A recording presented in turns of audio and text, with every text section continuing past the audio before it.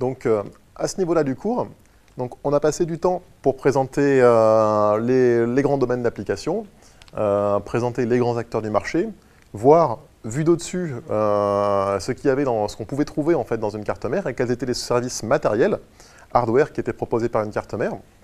Donc, si on résume un petit peu, effectivement, on a vu dans l'introduction qu'il existait différentes grandes familles de processeurs numériques.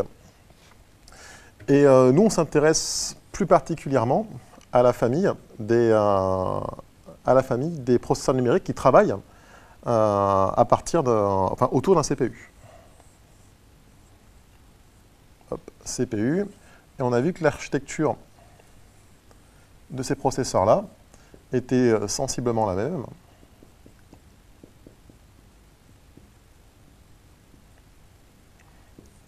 Et donc, là-dedans, on va commencer à rentrer un petit peu plus dans le détail sur le travail, en fait, du CPU et de la mémoire. Sauf qu'avant de rentrer dans le travail du CPU, il va falloir qu'on développe quelques compétences nouvelles et qui vont être essentielles.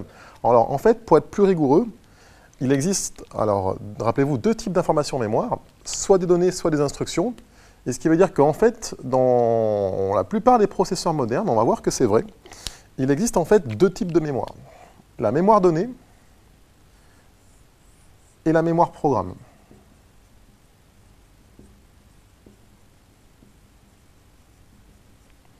Voilà.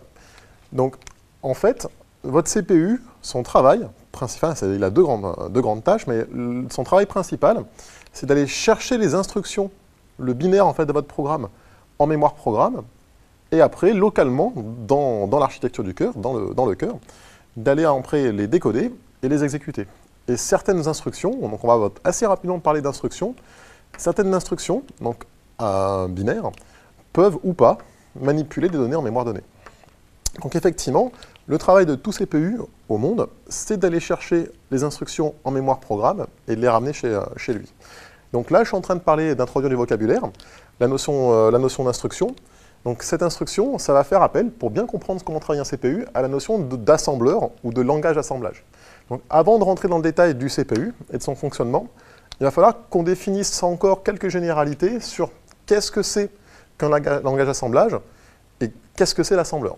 Donc on va essayer de définir et de parler de tout ça ensemble, mais avant d'arriver à cette partie-là, on va faire quelques rappels qui sont essentiels sur une chaîne de compilation et sur l'architecture globale d'une application qui va être embarquée sur un processeur. Donc, deux, trois petits rappels sur une architecture là, portée sur un processeur numérique à base de CPU, et puis après, chaîne de compilation, puis on parle un petit peu de langage d'assemblage. Donc, hop, je vais allumer ça. Donc, toute application, pas vraiment toute en fait, mais la grande majorité des applications qui sont portées sur processeur peuvent être découpées comme suit. Donc en fait, qu'est-ce qu'on peut trouver ici? On a en fait, sous la partie hardware, ce qui se cache sur cette partie-là, en fait, c'est toute la partie composant, en l'occurrence pour nous, la partie processeur. Donc effectivement, dans une application, on a un processeur, et sur ce processeur, on va porter une application. Mais souvent, dans beaucoup de cas, pas tout le temps, mais dans beaucoup de cas, ce qu'on peut trouver en fait entre la partie applicative, la couche applicative, et le matériel, le processeur, on va très souvent trouver un système d'exploitation, ce qu'on appelle un operating system. Je appellerai ça souvent, même par abus de langage, très très très souvent, enfin je dirais OS. Donc effectivement, beaucoup d'applications, beaucoup, pas toutes. Par exemple, je ne mets pas mes mains à couper, mais je suis quasiment sûr que dans cette télécommande, il y a un petit microcontrôleur, un petit processeur numérique. Et effectivement, je ne pense pas que les développeurs, les ingénieurs se soient embêtés à porter un OS, même si en termes de complexité, c'est le type d'application où on peut commencer à se poser la question. Donc effectivement, dans beaucoup d'applications, on n'a pas forcément d'OS, mais dans de nombreux autres cas, on va rencontrer. Donc, si on prend quelques chiffres, dans le monde des PC personnels, des ordinateurs personnels, on va trouver deux grandes familles d'OS. Donc bien sûr, ces noms-là, vous les connaissez déjà. Toutes les familles des OS Microsoft, donc les Windows, qui, toujours à notre époque, ont un énorme leadership dans le marché de l'ordinateur personnel, donc desktop et laptop.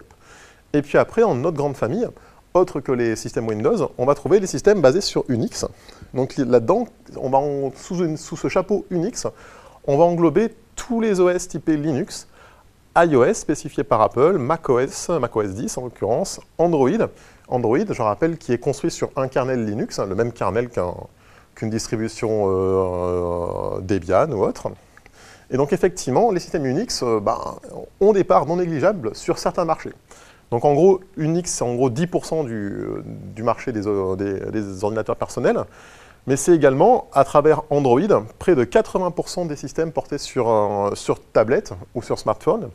C'est 31% du marché des serveurs, et c'est près de 95% des superordinateurs qu'on peut en trouver sur la planète. On estime à notre époque qu'il y a à peu près 500 superordinateurs sur notre planète. Donc effectivement, sous ces quelques logos-là, on peut voir ici, en fait, avoir une petite vision d'ensemble des grands acteurs dans le monde des OS, en tout cas dans le marché des ordinateurs personnels.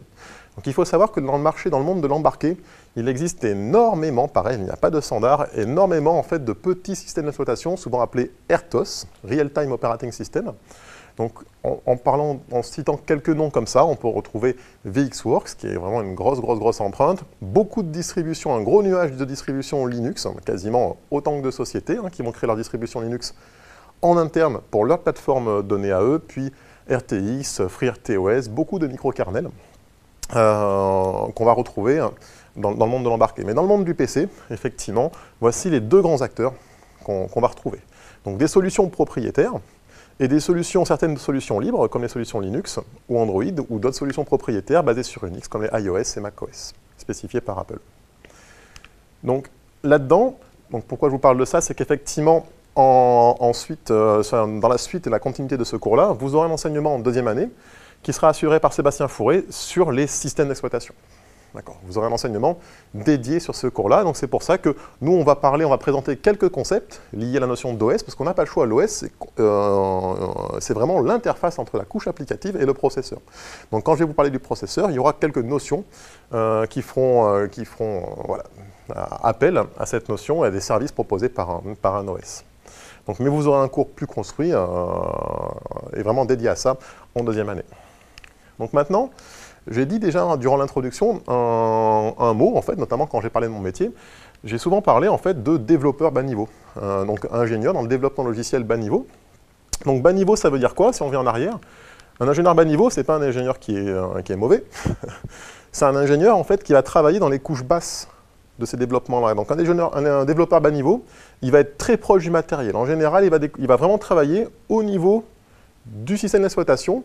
Et bien sûr, il faudra qu'il ait des compétences, comme tout ingénieur dans le développement logiciel, des compétences d'architecte logiciel, système, pour pouvoir développer également ses applications, tout en ayant une connaissance relativement fine, voire d'excellente connaissance sur son OS et sur son matériel.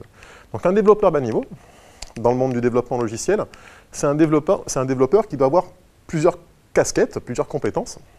Donc effectivement, il faut qu'il ait, on en a déjà parlé ce matin, durant les anciens chapitres, il faut qu'il ait absolument des compétences sur l'architecture matérielle sur laquelle il travaille, connaissance du processeur, donc GPP, microcontrôleur, DSP, sur le travail du cœur, la notion de hiérarchie de gestion mémoire, sur les mécanismes de gestion des périphériques, et parfois, pas tout le temps, sur les mécanismes d'optimisation. Donc d'ailleurs, de l'optimisation matérielle sur un processeur, ça veut dire deux choses. C'est soit optimiser les performances, soit optimiser la taille du code. Et souvent, c'est un ratio, c'est-à-dire que souvent, un code performant rapide sera un code qui prendra en fait de la place en mémoire, qui aura une empreinte mémoire non négligeable. Donc après, ça dépend beaucoup d'applications. Donc je n'ai pas d'exemple ici sous la main, mais par exemple, il y a beaucoup d'applications dans le monde de la monétique, lorsqu'on développe sur carte à puce, où les performances ne sont pas liées à la vitesse. Sur carte à puce, on s'en fiche d'aller vite. Ce qu'on veut surtout, le mot-clé là-dedans, c'est la sécurité. Donc ce qui veut dire qu'on va trouver des codes, et d'ailleurs ils vont travailler sur carte à puce sur des tout petits microcontrôleurs. Dans une carte à puce, il y a un microcontrôleur, et dans ce microcontrôleur-là, on a très peu de ressources mémoire, et donc effectivement, le gros du développement et le gros de l'optimisation est au niveau de la ressource mémoire. Avoir un programme qui prenne le moins de place possible, s'il prend du temps, c'est pas grave, c'est pas important, du moment que tout est sécurisé. Donc effectivement, voilà, il faut être prudent avec la notion d'optimisation. Optimisation, ça peut être soit aller vite, soit prendre peu de place, et souvent c'est un compromis. Donc un ingénieur bas niveau, un développeur bas niveau, doit être à l'aise déjà avec le matériel, le hardware. Après, il faut qu'il soit à l'aise, heureusement, avec les langages de programmation avec lesquels il va travailler. Lorsqu'on développe dans le monde du bas niveau, on utilise des langages dits de bas niveau, donc ça va être du C, essentiellement. Souvent, on rencontre le C++ pour se lien fort avec le C, mais c'est souvent en fait du C en fait, qu'on utilise sous ce chapeau C++. Et également des compétences en assembleur, et c'est de ça qu'on va parler dans les minutes qui suivent. Donc être à l'aise avec les langages, et également être à l'aise avec ce qu'on appelle les EDL, outils de développement logiciel. Donc un ingénieur doit être vraiment à l'aise avec ces outils. Il doit avoir une bonne connaissance de son environnement de développement, ce qu'on appelle un IDE, donc c'est Integrated Development Environment. Être très à l'aise, et c'est très important, ça, c'est pour ça qu'on va en parler juste après, avec sa chaîne de compilation. Et après, si tout ça c'est du plus, être à l'aise avec les outils de débugage, les outils de profilage pour pouvoir sonder, mesurer, instrumenter son code, afin d'estimer ses performances.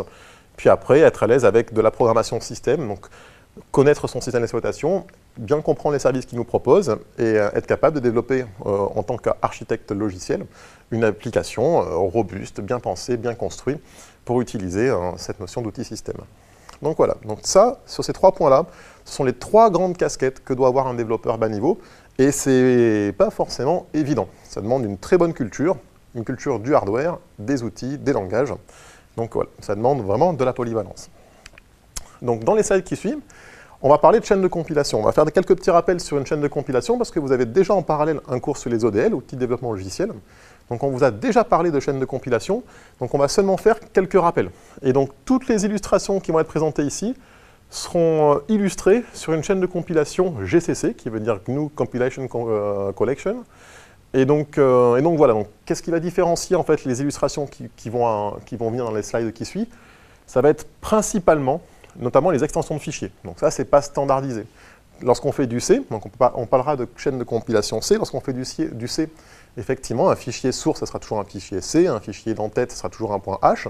Par contre, les fichiers intermédiaires dans la chaîne de compilation, ça, il n'y a pas vraiment de standard. Donc, vous pouvez très bien travailler sur d'autres chaînes de compilation qui auront des fichiers intermédiaires différents. D'ailleurs, au second semestre en première année, on travaillera sur des chaînes de compilation de chez Microchip, parce qu'on travaillera sur microcontrôleurs, et vous verrez que les fichiers intermédiaires n'ont pas les mêmes extensions. Mais le travail élémentaire d'une chaîne de compilation reste le même. Donc tout ce qui va être dit là sera vrai. Donc quelques petits rappels sur une chaîne de compilation. Donc bien sûr, la partie qui va suivre est en lien direct avec le cours d'ODL, outil de développement logiciel, et le cours de programmation en langage C. Donc tout ça, c'est fait en première année, premier semestre.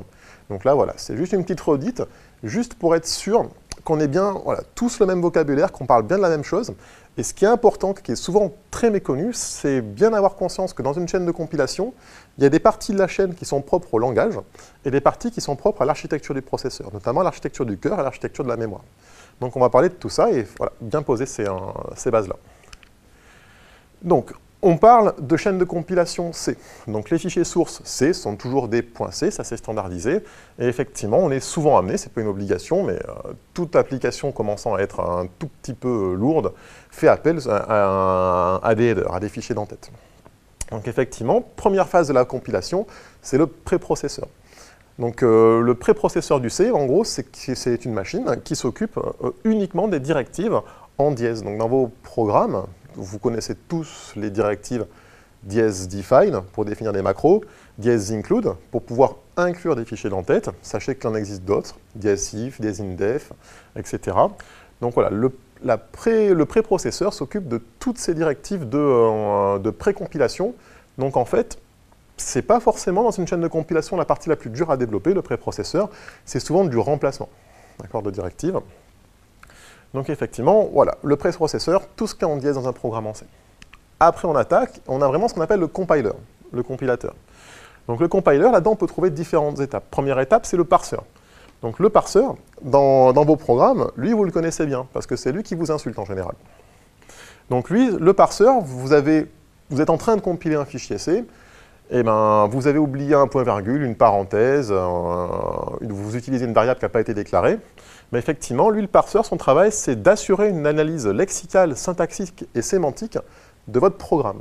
Et effectivement, lui est capable de générer des erreurs pour vous dire, par exemple, il me manque un point-virgule, il me manque une parenthèse, etc., etc. Donc le parseur, c'est la partie analyse de votre code. Bien s'assurer du bon respect du langage, qui est standardisé, en l'occurrence le C, pareil, c'est standardisé par un consortium. Donc voilà, à ce niveau-là, on va vous sortir un fichier intermédiaire. Il y a seulement une petite partie qui est facultative, vous pouvez l'utiliser ou pas. Toute chaîne de compilation vous proposera ces services. Chez beaucoup de fabricants de fondeurs, ces services sont payants. Donc si vous allez par exemple chez Microchip, on peut parler d'eux, tous leurs outils sont gratuits. Donc tout leur environnement de développement est gratuit, toutes leurs chaînes de compilation sont gratuites. Par contre, la seule chose qui est payante chez Microchip, c'est les options d'optimisation de code. Donc ça qui permet en général, donc ça il y a des ratios, soit d'avoir un code qui va être peu gourmand en place ou peu gourmand en ressources CPU, enfin dit autrement, qui va être performant. Donc voilà, donc l'optimisation c'est une partie facultative de la chaîne de compilation, donc lorsqu'on appelle le compilateur, on peut lever ses options ou pas, on peut lui dire optimise-moi du code ou pas. Donc à ce niveau-là de la chaîne, vous avez ici des -s, c'est de ça qu'on va parler, enfin les -s, des points S. Donc les points S sont des fichiers assembleurs. Donc il faut savoir que l'assembleur, c'est un langage de programmation. On va en parler juste après, mais il faudra bien garder ça en tête. C'est-à-dire qu'un développeur peut développer toute son application, s'il a envie de s'embêter, en assembleur. Et donc si on attaque, on continue, donc ça a le même nom que le langage, par abus de langage. Donc ces fichiers .s là sont des fichiers assembleurs, et ils passent dans un programme, qu'on appelle également un assembleur, qui va faire une translation entre fichier assembleur et fichiers binaires, qu'on appelle des fichiers objets. Donc les points O ici veut dire objet, mais un fichier objet, attention, il faut bien garder ça en tête, un fichier objet, c'est un fichier binaire. Et à partir d'ici, vous avez un fichier binaire, et donc si vous avez plusieurs fichiers sources à compiler, eh bien, ces étapes-là seront appliquées à chaque fois, indépendamment, à chaque fichier source. Donc vous avez un système de 40 fichiers, ben, vous avez votre chaîne de compilation va vous sortir 40 points objets, 40 fichiers objets. Donc, pareil, autre point important, on va voir que les fichiers objets qui sont sortis, souvent, sur les petites architectures, on peut faire autrement, mais ce sont des fichiers qui sont dits relogeables. On va voir qu'il y a en fait ces fichiers-là, ces points objets, n'ont pas de dépendance avec le mapping mémoire. Mais ça va être important pour la suite. Tout est symbolique. Par exemple, quand je vais dire par exemple un aléa, on va voir que c'est l'instruction qu'on appelle goto, beaucoup de processeurs la supportent. Je vais dire un goto par exemple vers ma fonction main. Ben, on va voir qu'ici, j'aurais pu dire goto vers l'adresse 0x4312, etc. La valeur, on s'en fiche. Mais on va voir qu'en fait, les fichiers objets ici travaillent tous par symbole. On va vraiment dire goto main, je vais au main. Et on va voir qu'il y a derrière une autre entité qui s'occupe de faire le lien avec la mémoire. Donc ça, c'est important. Dernière étape de la compilation, c'est ce qu'on appelle en français l'éditeur de lien, le linker. Et le linker, lui, est chargé de faire les liens donc, entre plusieurs choses. Déjà, faire les liens entre tous les points objets. Il va vous récupérer tous vos points objets, donc tous vos binaires ici, pour vous sortir qu'un seul binaire.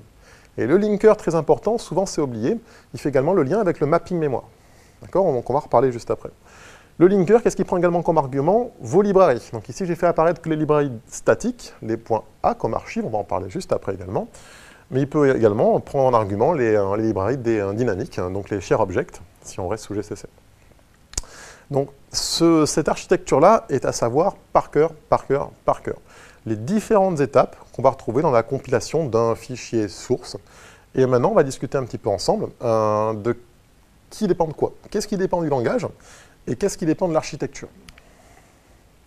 Donc, autre compétence que doit avoir un développeur. On a dit que le développeur doit absolument maîtriser en fait la chaîne de compilation et donc déjà connaître et comprendre les différentes étapes dont on a parlé ensemble. Un développeur doit avoir également quelques compétences. Avec le make, il doit être capable de générer ses propres makefile en fonction des projets sur lesquels il va travailler.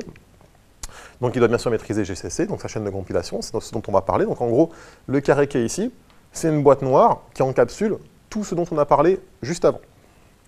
Donc il doit être à l'aise également avec l'archiveur. Donc l'archiveur, c'est ce qui est utilisé pour la génération de librairies statiques. Donc si vous voulez générer une librairie, c'est très très très simple. Vous prenez vos différentes fonctions. Donc première chose à faire, il faut déjà en fait avoir déjà développé et validé vos différentes fonctions dans votre projet. Être sûr du bon fonctionnement de votre librairie et de vos sources. Après, pour générer votre librairie, vous générez en fait, souvent c'est fait comme ça, pas tout le temps, pour des problèmes d'encombrement en mémoire, mais souvent, si vous développez 10 fonctions, on va mettre une fonction par source, ou un petit groupement de 2, 3, 4 fonctions par source. Ça aura un réel intérêt après à l'archivage lorsqu'on va générer en fait la librairie. Donc si vous voulez générer une librairie statique, donc pareil, c'est un petit rappel, vous compilez vos codes, voilà, vos différentes fonctions indépendamment, voilà, vous allez sortir derrière autant de points objets que de fonctions à compiler et que de sources à compiler. Et derrière, au lieu d'appeler en fait le linker, l'éditeur de lien, on va appeler l'archiveur. Donc l'archiveur, c'est très bête. Lui, ce qu'il va vous créer, c'est une archive avec vos différents fichiers objets. Donc une archive, ça veut dire quoi? C'est une concaténation. Donc comment dire, souvent, il ne faut pas confondre archiveur avec compression. Lui, il ne compresse rien du tout. Ce qui va seulement vous générer, c'est à partir de plein de points objets, il va vous générer un point A, qu'on appelle A comme archive, mais qui est en fait la concaténation de un point objet. Donc par exemple, ici, mon point A, il faut vraiment voir ça comme deux points. C'est vraiment deux points objets. Donc en fait, ce n'est qu'une concaténation de fichiers de points objets. Et après, cette librairie, il n'y a aucun problème. Une fois que vous l'avez générée, vous pouvez la réutiliser dans vos projets. Donc en fait, si on prend du recul, le linker ici, il prend en argument, lorsqu'on compile un programme typique, il prend en argument vos points O, qui sont le résultat de la compilation de vos fichiers C, et également, il prend un point A, qui n'est en fait qu'une concaténation de points O, d'accord, de librairies qui auront été développées ailleurs, et qui seront réutilisables pour d'autres projets, par exemple. Et donc, si on regarde bien, en fait, votre linker, qu'est-ce qu'il prend comme fichier? Il prend que des points O, parce qu'un point A, c'est plein de points O, en fait, c'est la concaténation de points O, plus il prend les points objets, en fait, de votre projet en cours de compilation. Donc, un linker, au final, ce qu'il prend en argument, ce ne sont que des fichiers binaires de type objet. Donc, on revient ici. Donc, un développeur, il doit être à l'aise avec tout ça, avec le make, l'archiveur, et souvent, ce n'est pas une obligation, ça dépend vraiment de la culture du développeur. Souvent, on est amené à développer dans un environnement de développement, donc ce qu'on appelle un IDE.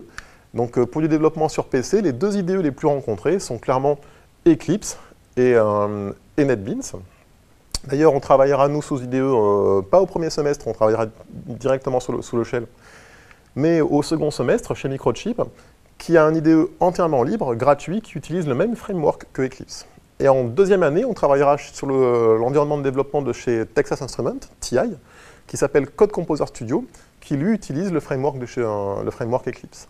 Mais de toute façon, dans d'autres enseignements, vous allez voir, dès que les semaines, les mois vont avancer, vous serez amené à travailler sur, notamment lorsque vous ferez du Java, sur l'environnement Eclipse sur votre machine. Donc vous allez voir, un environnement de développement, en tout cas, ce qui est sûr, c'est qu'il ne faut pas en avoir peur.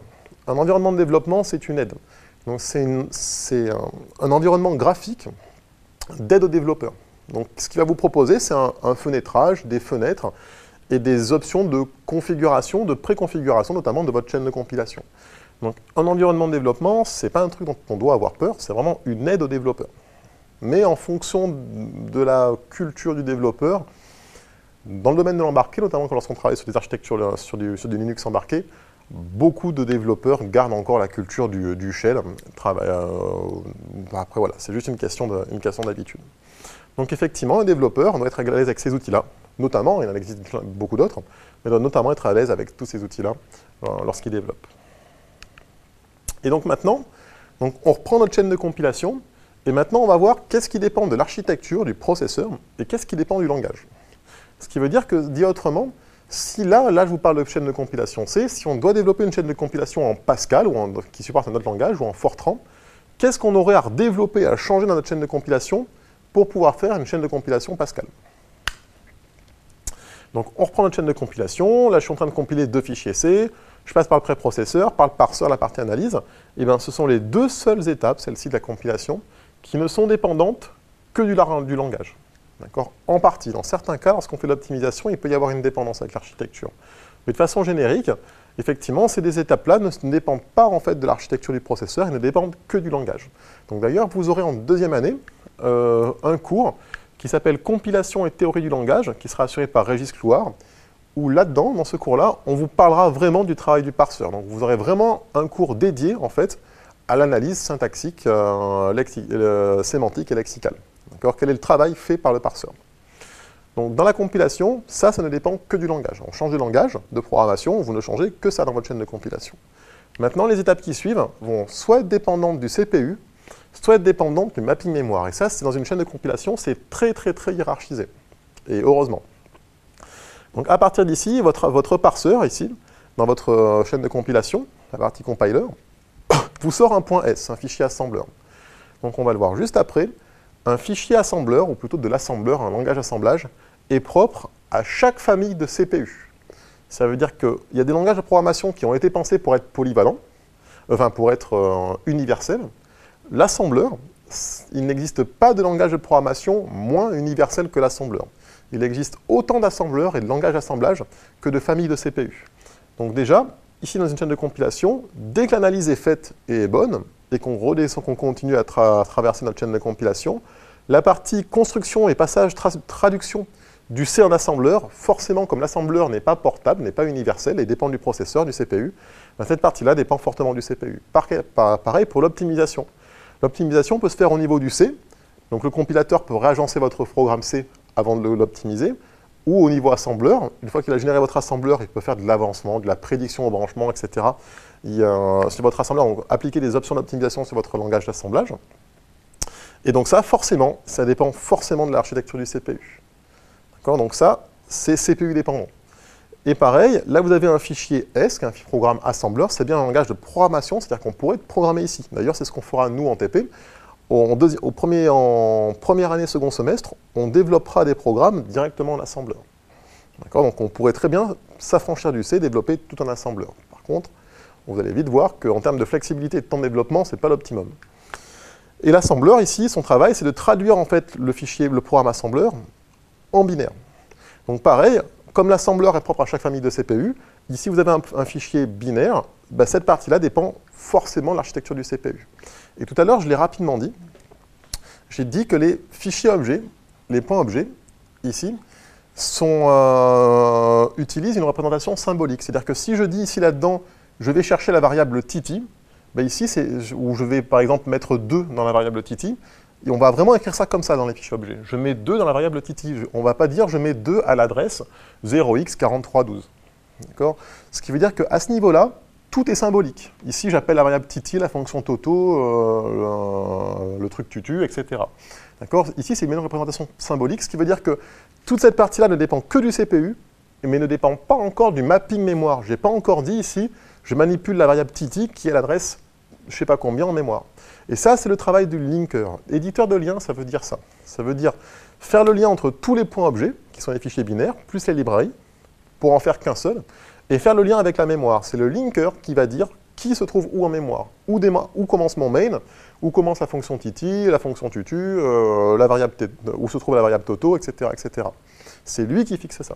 Donc c'est souvent, en fait, dans beaucoup d'architectures et de chaînes de compilation, le linker. Ici, on travaille avec des fichiers, souvent appelé linker script, le script pour le linker, qui permet en fait, si on veut, de replacer en fait les variables en mémoire, de replacer l'adresse de départ du main, etc., etc. Donc ça, sur environnement PC, c'est pas forcément tout le temps fait dans l'embarqué, par contre, c'est très rencontré. D'accord ? On a absolument besoin d'avoir une maîtrise très fine de notre mapping mémoire et de qui se trouve où en mémoire. Il faut savoir que lorsqu'on développe sur un processeur numérique, en gros, 90% des erreurs sont liées à ça. C'est une mauvaise gestion de la mémoire et des accès illégaux en mémoire. Donc c'est essentiel lorsqu'on développe d'avoir une vraie maîtrise de son mapping mémoire. Et donc, voilà, on prend un petit peu de recul. Dans ma chaîne de compilation, tout ce qui est en vert ici dépend du langage. Tout ce qui est en violet ici dépend du CPU. Et ce qui est en rouge ici dépend du mapping mémoire. Et donc, c'est très hiérarchisé. Et j'avais absolument besoin de faire ces rappels-là avant de rentrer dans le détail du CPU et du travail fait par un CPU. Donc maintenant, j'ai parlé d'assembleur et de langage assemblage. Donc on va parler un petit peu de qu'est-ce que c'est en fait de l'assembleur. Donc juste avant ça, on a parlé de chaîne de compilation. Donc quels sont les 3 grands environnements de compilation rencontrés en fait dans le monde pour du développement sur architecture x86. En gros, pour l'instant, on n'en a pas encore parlé, c'est fait exprès. Architecture x86, en gros, c'est les architectures que vous rencontrez sur vos PC. On va voir d'où vient ce nom-là, pourquoi ça s'appelle comme ça. Donc les 3 grands environnements de développement et environnements de compilation qui existent sont Visual Studio, proposé par Windows. C'est également Intel C++ Compiler. Donc là, en l'occurrence, ce sont les chaînes de compilation et environnements de développement proposés par Intel. Donc ça, de réputation. Ces chaînes de compilation sont réputées être les plus performantes en termes d'optimisation. Vous vous rappelez, dans la chaîne de compilation, il y a une partie qu'on appelle optimisation, pour optimiser votre code. Effectivement, les chaînes de compilation proposées par Intel sont réputées comme étant celles qui appliquent le meilleur facteur d'optimisation sur votre code. Et ce qui est cohérent, vu que Intel fabriquent en fait les processeurs. Ils ont une vraie connaissance très fine, très pointue de leur architecture matérielle et qui proposent en plus des chaînes de compilation, contrairement à AMD qui n'en propose pas. Et bien effectivement, ayant cette connaissance fine en fait de l'architecture matérielle, ils sont en l'occurrence capables et aptes de faire des chaînes de compilation qui sont capables d'appliquer de forts facteurs d'optimisation sur votre code. Donc effectivement, elles sont réputées comme étant assez performantes, ces chaînes de compilation. Et il existe également GCC, les chaînes de compilation GNU, qui sont, elles, issues pour le coup du monde de l'open source, et qui d'ailleurs, particularité de GCC, c'est qu'historiquement, GCC, c'est une plateforme, une chaîne de compilation, plutôt un regroupement de chaînes de compilation qui ont été pensées pour être multiplateformes, et c'est le cas. Il faut savoir que GCC est multiplateforme, ce qui veut dire que c'est très utile pour ce qu'on appelle de la cross-compilation. Donc la cross-compilation, c'est ce que vous allez faire en fait, ce qu'on fera ensemble au second semestre et en 2A et en 3A, en fait, tant qu'on se verra nous ensemble, on fera de la cross-compilation. Cross-compilation, ça veut dire que je compile un programme qui n'est pas pour le processeur, pas pour le CPU de mon PC, en fait, de la machine qui compile. C'est-à-dire que nous, ce qu'on fera ensemble, pas ce semestre-là, mais le semestre prochain, on va compiler en fait des codes. Et ce code-là, le binaire qu'on va récupérer, c'est pas mon PC qui va l'exécuter, c'est pas la machine qui a compilé qui va l'exécuter, c'est quelqu'un d'autre. Donc ça veut dire ça, c'est la compilation croisée, je compile pour quelqu'un d'autre. Donc il faut savoir que dans le monde de la cross-compilation, c'est ce qu'on fera, donc en gros c'est le monde de l'embarqué.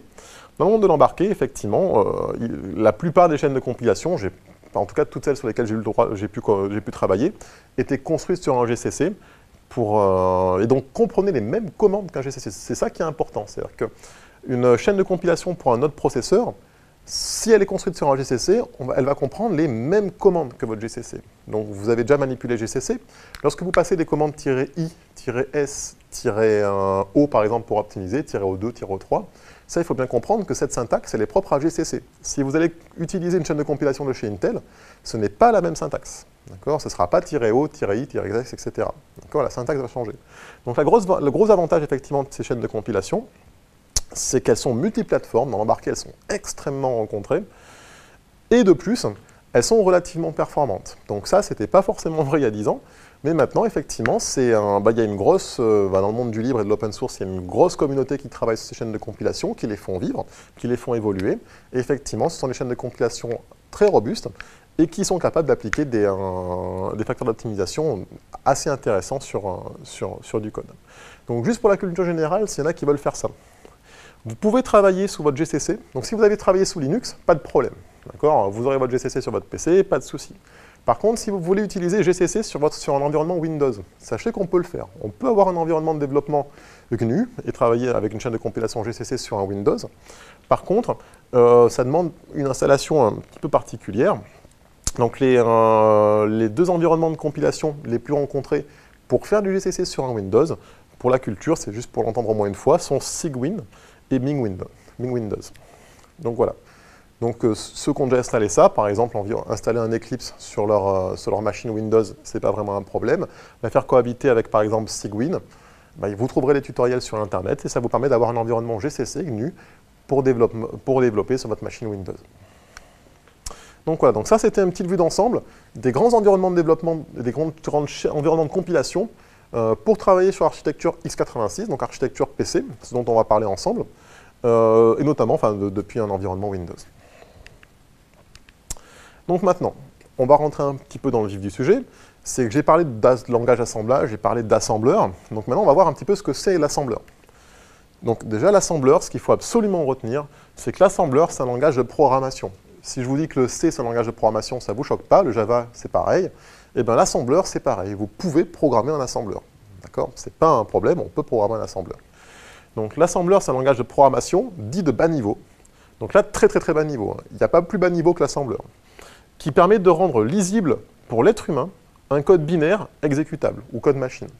Donc on va prendre un exemple, c'est plus simple. Donc là, je prends de l'assembleur qui n'existe pas, hein, c'est juste à titre indicatif. Ce que vous avez en mémoire dans votre processeur, c'est ça. Vous avez des 1 et des 0, c'est des binaires. D'accord ? Et ça, on va appeler ça, par exemple, une instruction. Et bien, l'assembleur, un langage d'assemblage, c'est quoi ? C'est un langage qui permet de rendre lisible par l'être humain ce binaire-là. Donc c'est une traduction directe, une translation directe du binaire vers votre langage d'assemblage. Donc par exemple, si je vous montre ça en examen, vous allez m'en vouloir. Si je vous dis 1, 0, 1, 1, 0, 0, 1, etc., Bah, qu'est-ce que ça fait? Bah, là, vous allez me détester. Mais si je vous dis effectivement que ça, en fait, ça correspond à ça, label add open source 1, source 2, destination 3, bah, effectivement, ça commence à être un petit peu plus clair. Par exemple, add, c'est ce qu'on va appeler une instruction assembleur.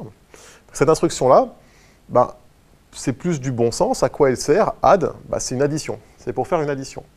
Et pareil, donc elle prend des arguments, cette instruction-là, elle prend 3 arguments en l'occurrence.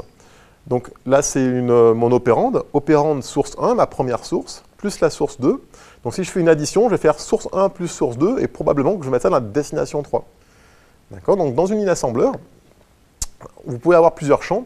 Le champ qui sera toujours là, c'est le champ mnémonique. Tous les autres champs sont facultatifs. Label, opérande, commentaire. Donc commentaire, c'est facultatif. Ça semble logique, un peu comme le C. Label, on va en parler juste après. Qu'est-ce que c'est un label? Et mes opérandes ici, pareil, il existe des instructions qui n'ont pas d'opérande. Donc une instruction, par exemple, que savent faire tous les processeurs au monde. L'instruction NOP, ça veut dire no opération, ça veut dire je fais rien. C'est une instruction qui sert à rien sur le papier. En tout cas, elle est utilisée, on verra comment.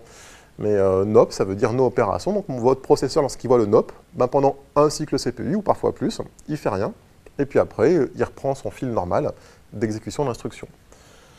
Donc, on continue. Donc voilà, donc, ce qu'il faut retenir, c'est que l'assembleur, c'est un langage de programmation, d'accord, sous forme de texte, hein, comme le C, comme tout langage de programmation, qui permet de rendre le binaire lisible par l'homme. Et ce qui est important dans l'assembleur, c'est de bien comprendre que à chaque champ du assembleur correspond à chaque fois un champ dans le binaire. Donc ça correspond à ça. Ça à ça, ça à ça, ça à ça. Pourquoi je vous dis ça? C'est-à-dire que si je vous donne, en examen, je ne le ferai pas, mais si je vous le donnais, tout un examen, enfin tout un programme en binaire comme ça, que je vous donne la table de translation, vous seriez capable de m'écrire le code en assembleur. C'est juste une traduction, voilà, c'est une translation directe. Add, ça code ça, ça code ça, ça code ça, ça code ça. Donc voilà, il faut bien retenir ça. L'assembleur, c'est un langage de programmation qui permet de rendre le binaire lisible par l'être humain. Et c'est un langage de très bas niveau, il n'y a pas plus bas niveau. Et donc des langages d'assemblage, il en existe autant qu'il existe de familles de CPU dans le monde. Donc on continue un petit peu. Donc là, on a vu un petit peu, voilà, qu'est-ce qu'était un langage d'assemblage, à quoi ça correspondait. On va parler un petit peu de la notion de label. Et on parler un petit peu de vocabulaire. Donc un label, c'est ce qu'on appelle une étiquette en français. Un label, c'est une adresse. Donc, par contre, c'est important, c'est une adresse en mémoire programme. Pourquoi? Donc l'instruction add, ça c'est une instruction, ça c'est son binaire. Son binaire, c'est-à-dire que ce code-là, dans mon processeur, il est forcément quelque part en mémoire, ce code-là. Ce binaire-là, il est quelque part en mémoire. Je ne sais pas où, mais il est quelque part. Et bien le label, qui est ici, c'est l'adresse en mémoire programme, vu qu'on est en train de parler de code, d'instruction, de programme, c'est l'adresse en mémoire programme de ce binaire-là. Donc quand est-ce que c'est intéressant d'utiliser des labels? On va voir que les instructions, toutes les instructions n'utilisent pas des labels. On n'a pas tout le temps besoin de ça. Quand est-ce qu'on en a besoin? Typiquement, c'est lorsqu'on a besoin de faire un saut en mémoire programme. Par exemple, on va faire un exemple par rapport à du C. Vous avez tous fait du C. On prend un exemple.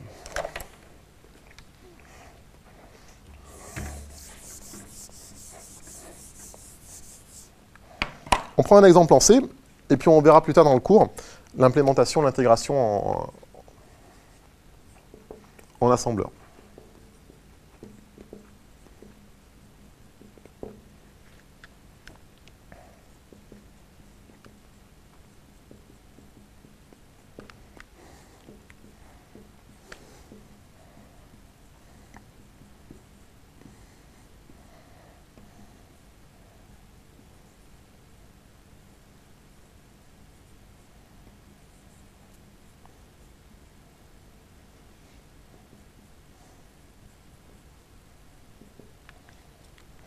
Donc voilà.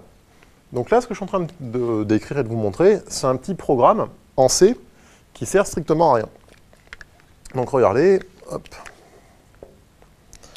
Donc je déclare une variable, Toto, je lui affecte 1, je fais Toto plus, donc Toto vaut 2, ça ne sert à rien. Je fais un Toto égale un Toto x 3, donc ce qui veut dire qu'il valait 2, x 3 il vaut 6, donc à ce niveau-là, Toto vaut 6. Et après, je fais un petit test. D'accord, je regarde si Toto est égal à 8. S'il est égal à 8, je fais ce code-là. Sinon, je fais ce code-là. Donc effectivement, regardez comment s'exécute votre code. Donc si vous avez tous fait du C, ce que je suis en train de vous dire, ça ne vous choque pas. Votre code s'exécute comme ça. Là, je fais un test qui est faux, et donc après, je vais sauter ici, et je vais continuer. Et le code qui est ici n'aura pas été exécuté. Eh bien, il faut bien comprendre que sous le C, ce qui se cache, c'est de l'assembleur. D'accord ? On verra vraiment ça longuement en TP ensemble, et en cours. C'est-à-dire que derrière ce programme C, se trouve en fait de l'assembleur. Et donc, dans votre programme, ici, vous avez tôt ou tard été amené à faire un saut dans votre programme. Donc ici, est-ce qu'on aurait fait un saut ici? Non, il n'y a aucun cas de figure où on est amené à faire un saut. Là, on ne fait que des opérations sur une variable. Mais ici, je fais un test, et effectivement, derrière, en fonction du résultat de mon test, de ma condition, je fais un saut dans mon programme. Et bien, les labels, ça sert à ça. Si on revient dans l'explication qui est ici, dans l'exemple, un label, on va mettre un label devant une instruction que lorsque j'ai besoin de sauter à cette instruction-là. Ce qui veut dire que où est-ce qu'on va trouver des labels dans vos programmes? C'est pas dur, en fait. On va les retrouver uniquement, en fait, devant les instructions de saut. Ou, en tout cas, bah oui, instructions de saut. Donc, par exemple, ça peut être quoi en C? Structure de contrôle, if, else, switch case, while, do while, des boucles for, ou les appels de fonction. Pareil, de temps en temps, dans des programmes, même très souvent, je vais être amené à faire des appels de fonction, des appels de procédure. Et bien là, on va être amené à trouver des labels devant l'adresse de départ, en tout cas, de la fonction. Donc voilà. Donc si on reprend notre ligne assembleur, le seul champ qui est obligatoire, c'est ce qu'on appelle le mémonique de l'instruction. Ce à quoi elle sert. Add, sub pour soustraction, multiplier, etc. Donc ça, c'est le seul champ obligatoire. Beaucoup d'instructions auront des opérandes, mais pas toutes. Vous pouvez mettre des commentaires, donc ça c'est important dans le développement logiciel, pour avoir une petite trace de ce que fait votre code. Et effectivement, les labels, c'est pareil, c'est facultatif, on les trouvera uniquement sur les instructions, devant les instructions de saut, lorsque j'ai besoin de faire un saut en mémoire programme. En termes de vocabulaire, pareil, le binaire qui code le mémonique de l'instruction, donc le nom de l'instruction, on appelle souvent ça opcode, ou code opératoire. Donc c'était ce qui est écrit ici. Attention, label, c'est utilisé que pour les instructions de saut. Donc maintenant, on parle un petit peu de l'assembleur. On fait un petit peu de culture générale sur l'assembleur. Donc l'assembleur, c'est le langage de programmation, comme on a pu en parler tout à l'heure, qui est probablement le moins universel au monde. Il n'y a pas de langage, en tout cas j'en connais pas, qui soit moins universel que l'assembleur dans le monde du développement logiciel. Parce qu'il existe autant de langages d'assemblage que de familles de processeurs. Donc, jusqu'à présent, on a beaucoup parlé de Intel. Volontairement, on va parler de quelqu'un d'autre, d'autre société, qu'on appelle ARM. Donc ARM, c'est une société anglaise. Cette société anglaise, elle ne fournit que des CPU, que des cœurs. Et elle a trois grandes familles de processeurs qu'on appelle les Cortex. Donc ces trois grandes familles de processeurs, c'est les Cortex M, R et A. Donc par exemple, dans votre téléphone portable, vous avez un Galaxy S4. Là-dedans, vous aurez un Cortex A15. C'est la toute dernière génération de processeurs et de CPU de chez ARM, qui a été sorti en gros, qui a été paru début 2013 dans le monde du grand public pour les premières applications. Et donc voilà, donc ARM, leur métier, société anglaise, ils fabriquent que des CPU, et après des assembleurs d'autres fondeurs, comme Texas, ST Microelectronics, NXP, Renesas, vont prendre ces CPU pour fabriquer après des microcontrôleurs, ou des DSP, ou des processeurs, des gros microcontrôleurs qu'on appelle souvent processeurs applications. Donc pourquoi je vous parle de ça? Pour bien comprendre à quel point l'assembleur n'est pas universel. Donc là, ce que je suis en train de vous parler, ce n'est que d'une seule famille de processeurs. Et dans une seule famille de processeurs, je ne vous montre ici que les Cortex M, qui est une sous-famille des processeurs ARM. Et bien, ce qu'on voit ici, tous les petits points ici qui sont ici, donc si vous n'arrivez pas à lire, c'est pas grave, c'est pas l'intérêt. Mais ici, par exemple, je peux lire add, addc, etc., mul, etc. Tous les points qui sont ici, ça, c'est un langage d'assemblage pour un de leurs CPU. Par exemple, leur CPU Cortex M0, M1 ne sait faire que ça. Donc par exemple, add, c'est addition. Si on cherche un petit peu, ind, c'est un et logique, etc., etc. Le mul, ça va être une multiplication. Je ne le connais pas, il n'y a pas d'intérêt de toute façon à le connaître. Et si on va un peu plus loin, ben maintenant, dans ce carré-là, dans ce tableau-là, vous aurez toutes les instructions supportées par la famille Cortex M3. Donc par exemple, leur famille Cortex M3, c'est supporter en fait tout ce jeu d'instructions-là. Et si on va plus loin, leur Cortex M4. Ce qui veut dire que, regardez bien ce dont je suis en train de parler, c'est-à-dire que dans la société ARM, que pour leur famille Cortex M, vous avez déjà là-dedans 1, 2, 3, 4 jeux d'assemblage différents. Donc on parle d'une sous-famille pour un seul fabricant. Et ce qui veut dire qu'à l'échelle de tous les fabricants de processeurs numériques à base de CPU, eh bien, il existe énormément de jeux d'assemblage différents. Énormément. Par exemple, chez Intel, il y a deux jeux d'instructions qui sont très connus. Donc le nom officiel d'Intel, c'est IA32 et Intel 64. On appelle ça, par abus de langage, les jeux d'instructions x86. Il y a AMD, qui propose des processeurs en fait, compatibles avec le jeu d'instruction Intel. On a IBM avec la famille PowerPC, Renesas avec la famille RX, Zilog, Motorola, etc. Et ça, c'est des processeurs dans le monde des GPP. Dans le monde de l'embarqué, il existe également beaucoup de familles de microcontrôleurs qui ont leur propre CPU, leur propre processeur, avec la famille Cortex, donc la ARM, avec les Cortex M, R, A, la famille MIPS, avec la R4000, etc., Intel, avec l'Atom, le 8051, Renesas, Texas Instruments, Microchip, Atmel, etc., etc., etc., etc.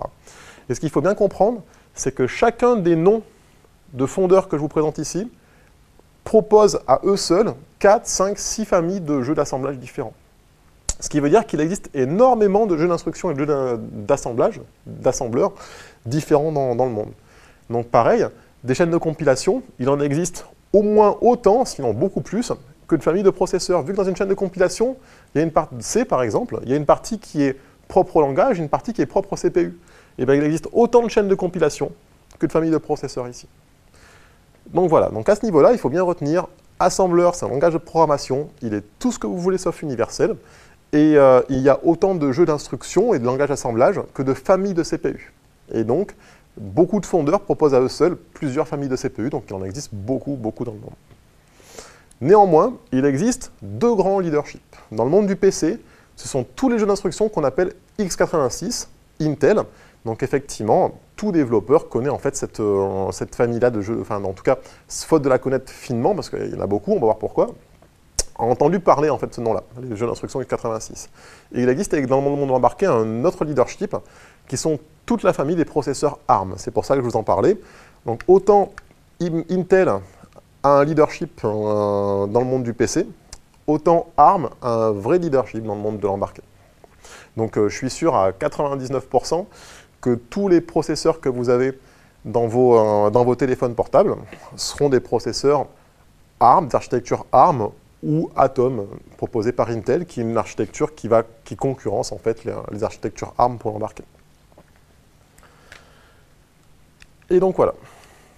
Donc, de ce que je suis en train de dire, on pourrait croire que c'est un travail sans fin. Parce que l'assembleur, j'ai dit, il y a plein de langages d'assemblage différents, plein d'assembleurs différents, et on pourrait passer notre vie, peut-être pas notre vie, mais en tout cas des années, à essayer de comprendre et d'apprendre tous ces jeux d'instruction. Donc déjà, ça ne servirait à rien de faire ça. Pourquoi?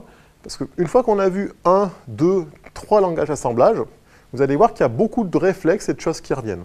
Donc il faut savoir que les instructions, les langages d'assemblage, même s'ils ne sont pas universels, il y a beaucoup de choses redondantes.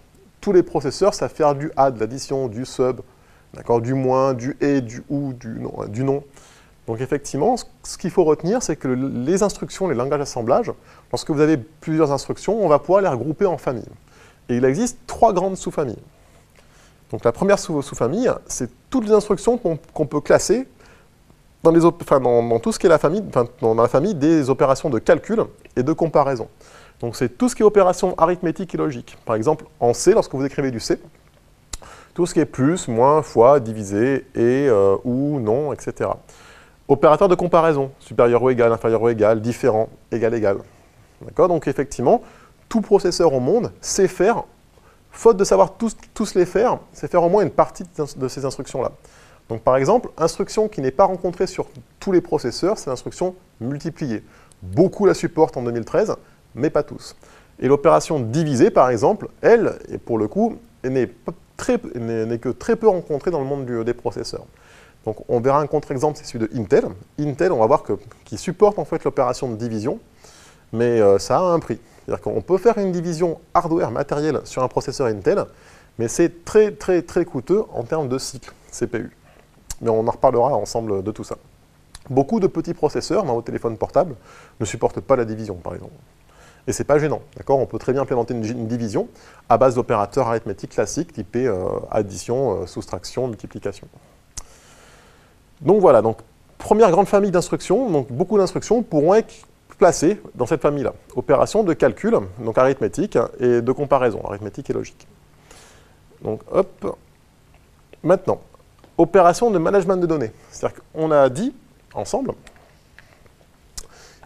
que vos données dans votre processeur, elles se trouvaient en mémoire. Donc si on prend votre processeur, on reprend la même architecture, on va à votre CPU, ici, on a la data memory, la mémoire donnée,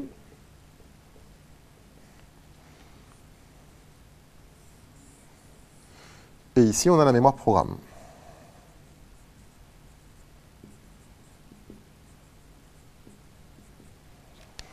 Donc, de ce qu'on a dit ensemble, votre programme et vos instructions, donc l'équivalent binaire de votre programme assembleur, mais donc votre binaire, il est bien ici. D'accord ? Votre programme, il est bien en mémoire programme. Sauf que votre programme, vous serez souvent amené, même tout le temps, amené à manipuler des variables. Donc vos variables, elles sont ici. D'accord ? Par exemple, Toto, Titi, si dans vos programmes, vous déclarez des variables.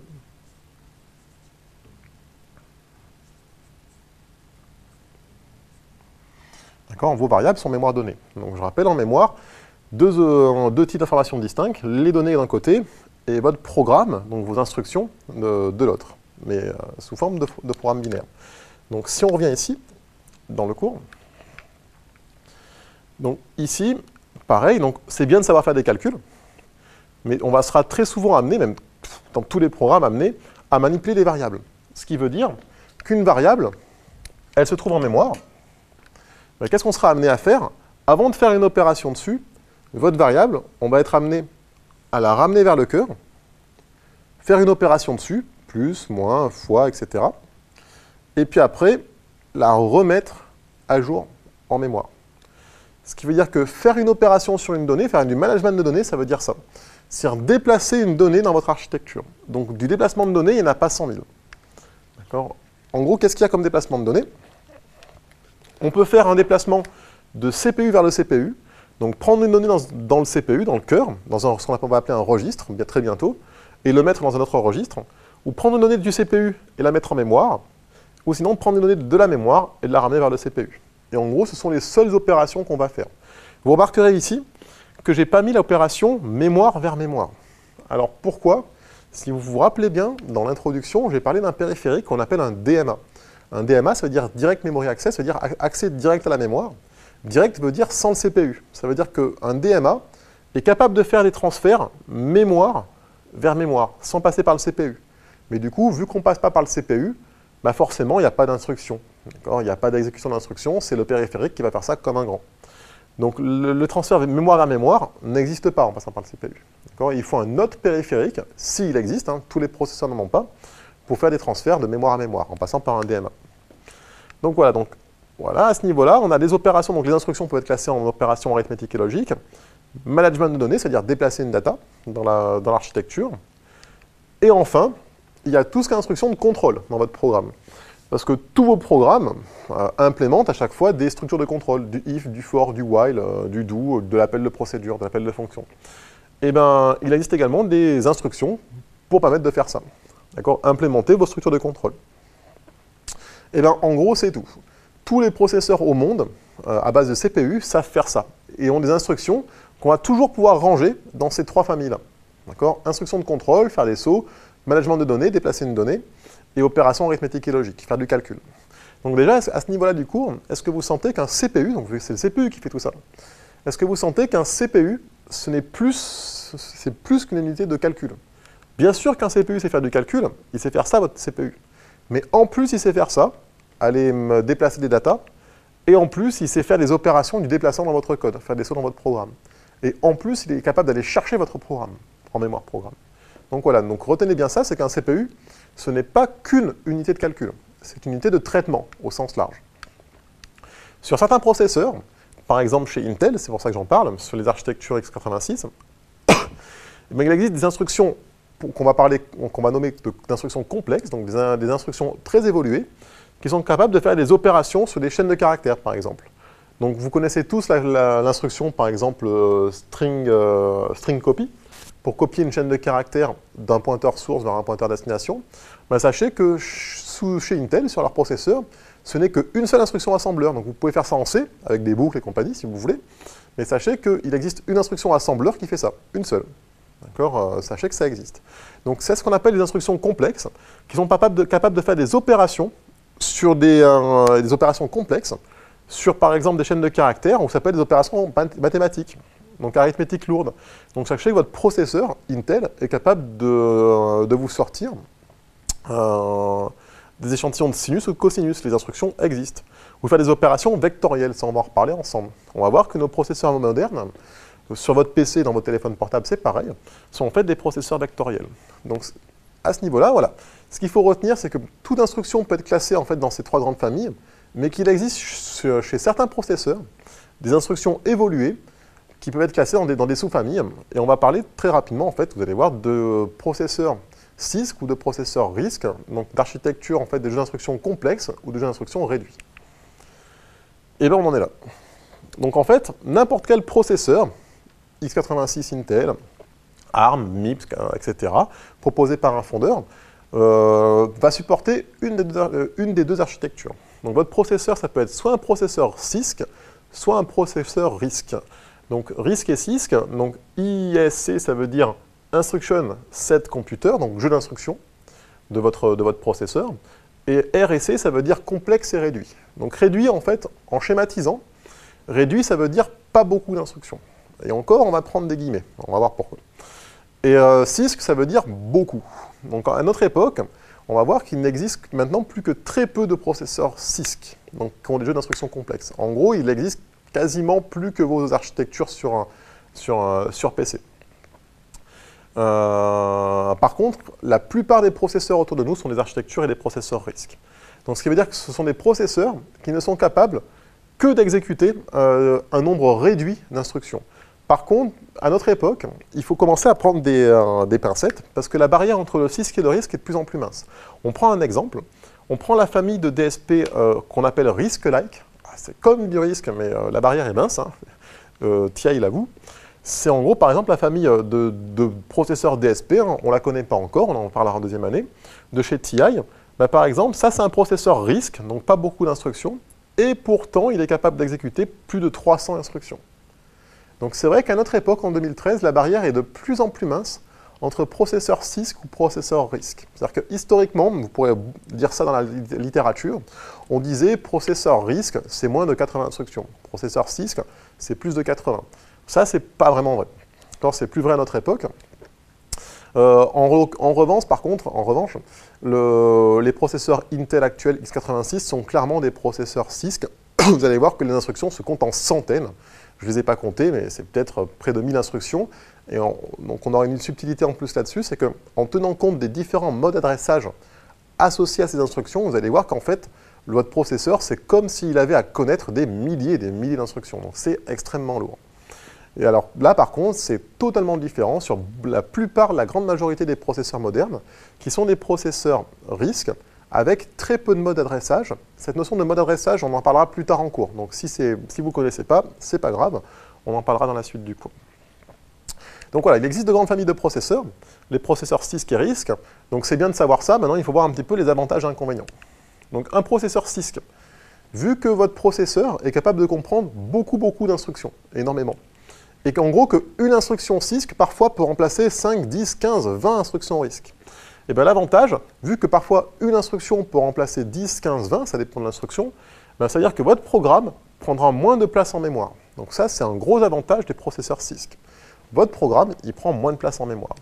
Et ça a un intérêt non négligeable, dans le sens où, à notre époque, on verra plus tard lorsqu'on parlera des architectures de CPU, et bien en gros, votre processeur, maintenant, dans les processeurs modernes, n'a accès qu'au cache, qu'à la mémoire cache.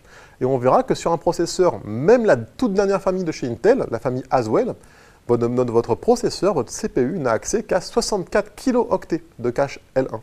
Ce qui veut dire que votre programme, pour être optimal, il faut qu'il tienne dans 64 kilooctets, de façon purement idéale.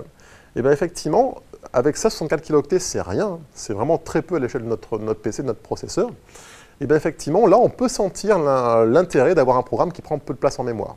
Donc ça, c'est très utile, c'est optimal au niveau de l'empreinte mémoire. Mais il y a des inconvénients.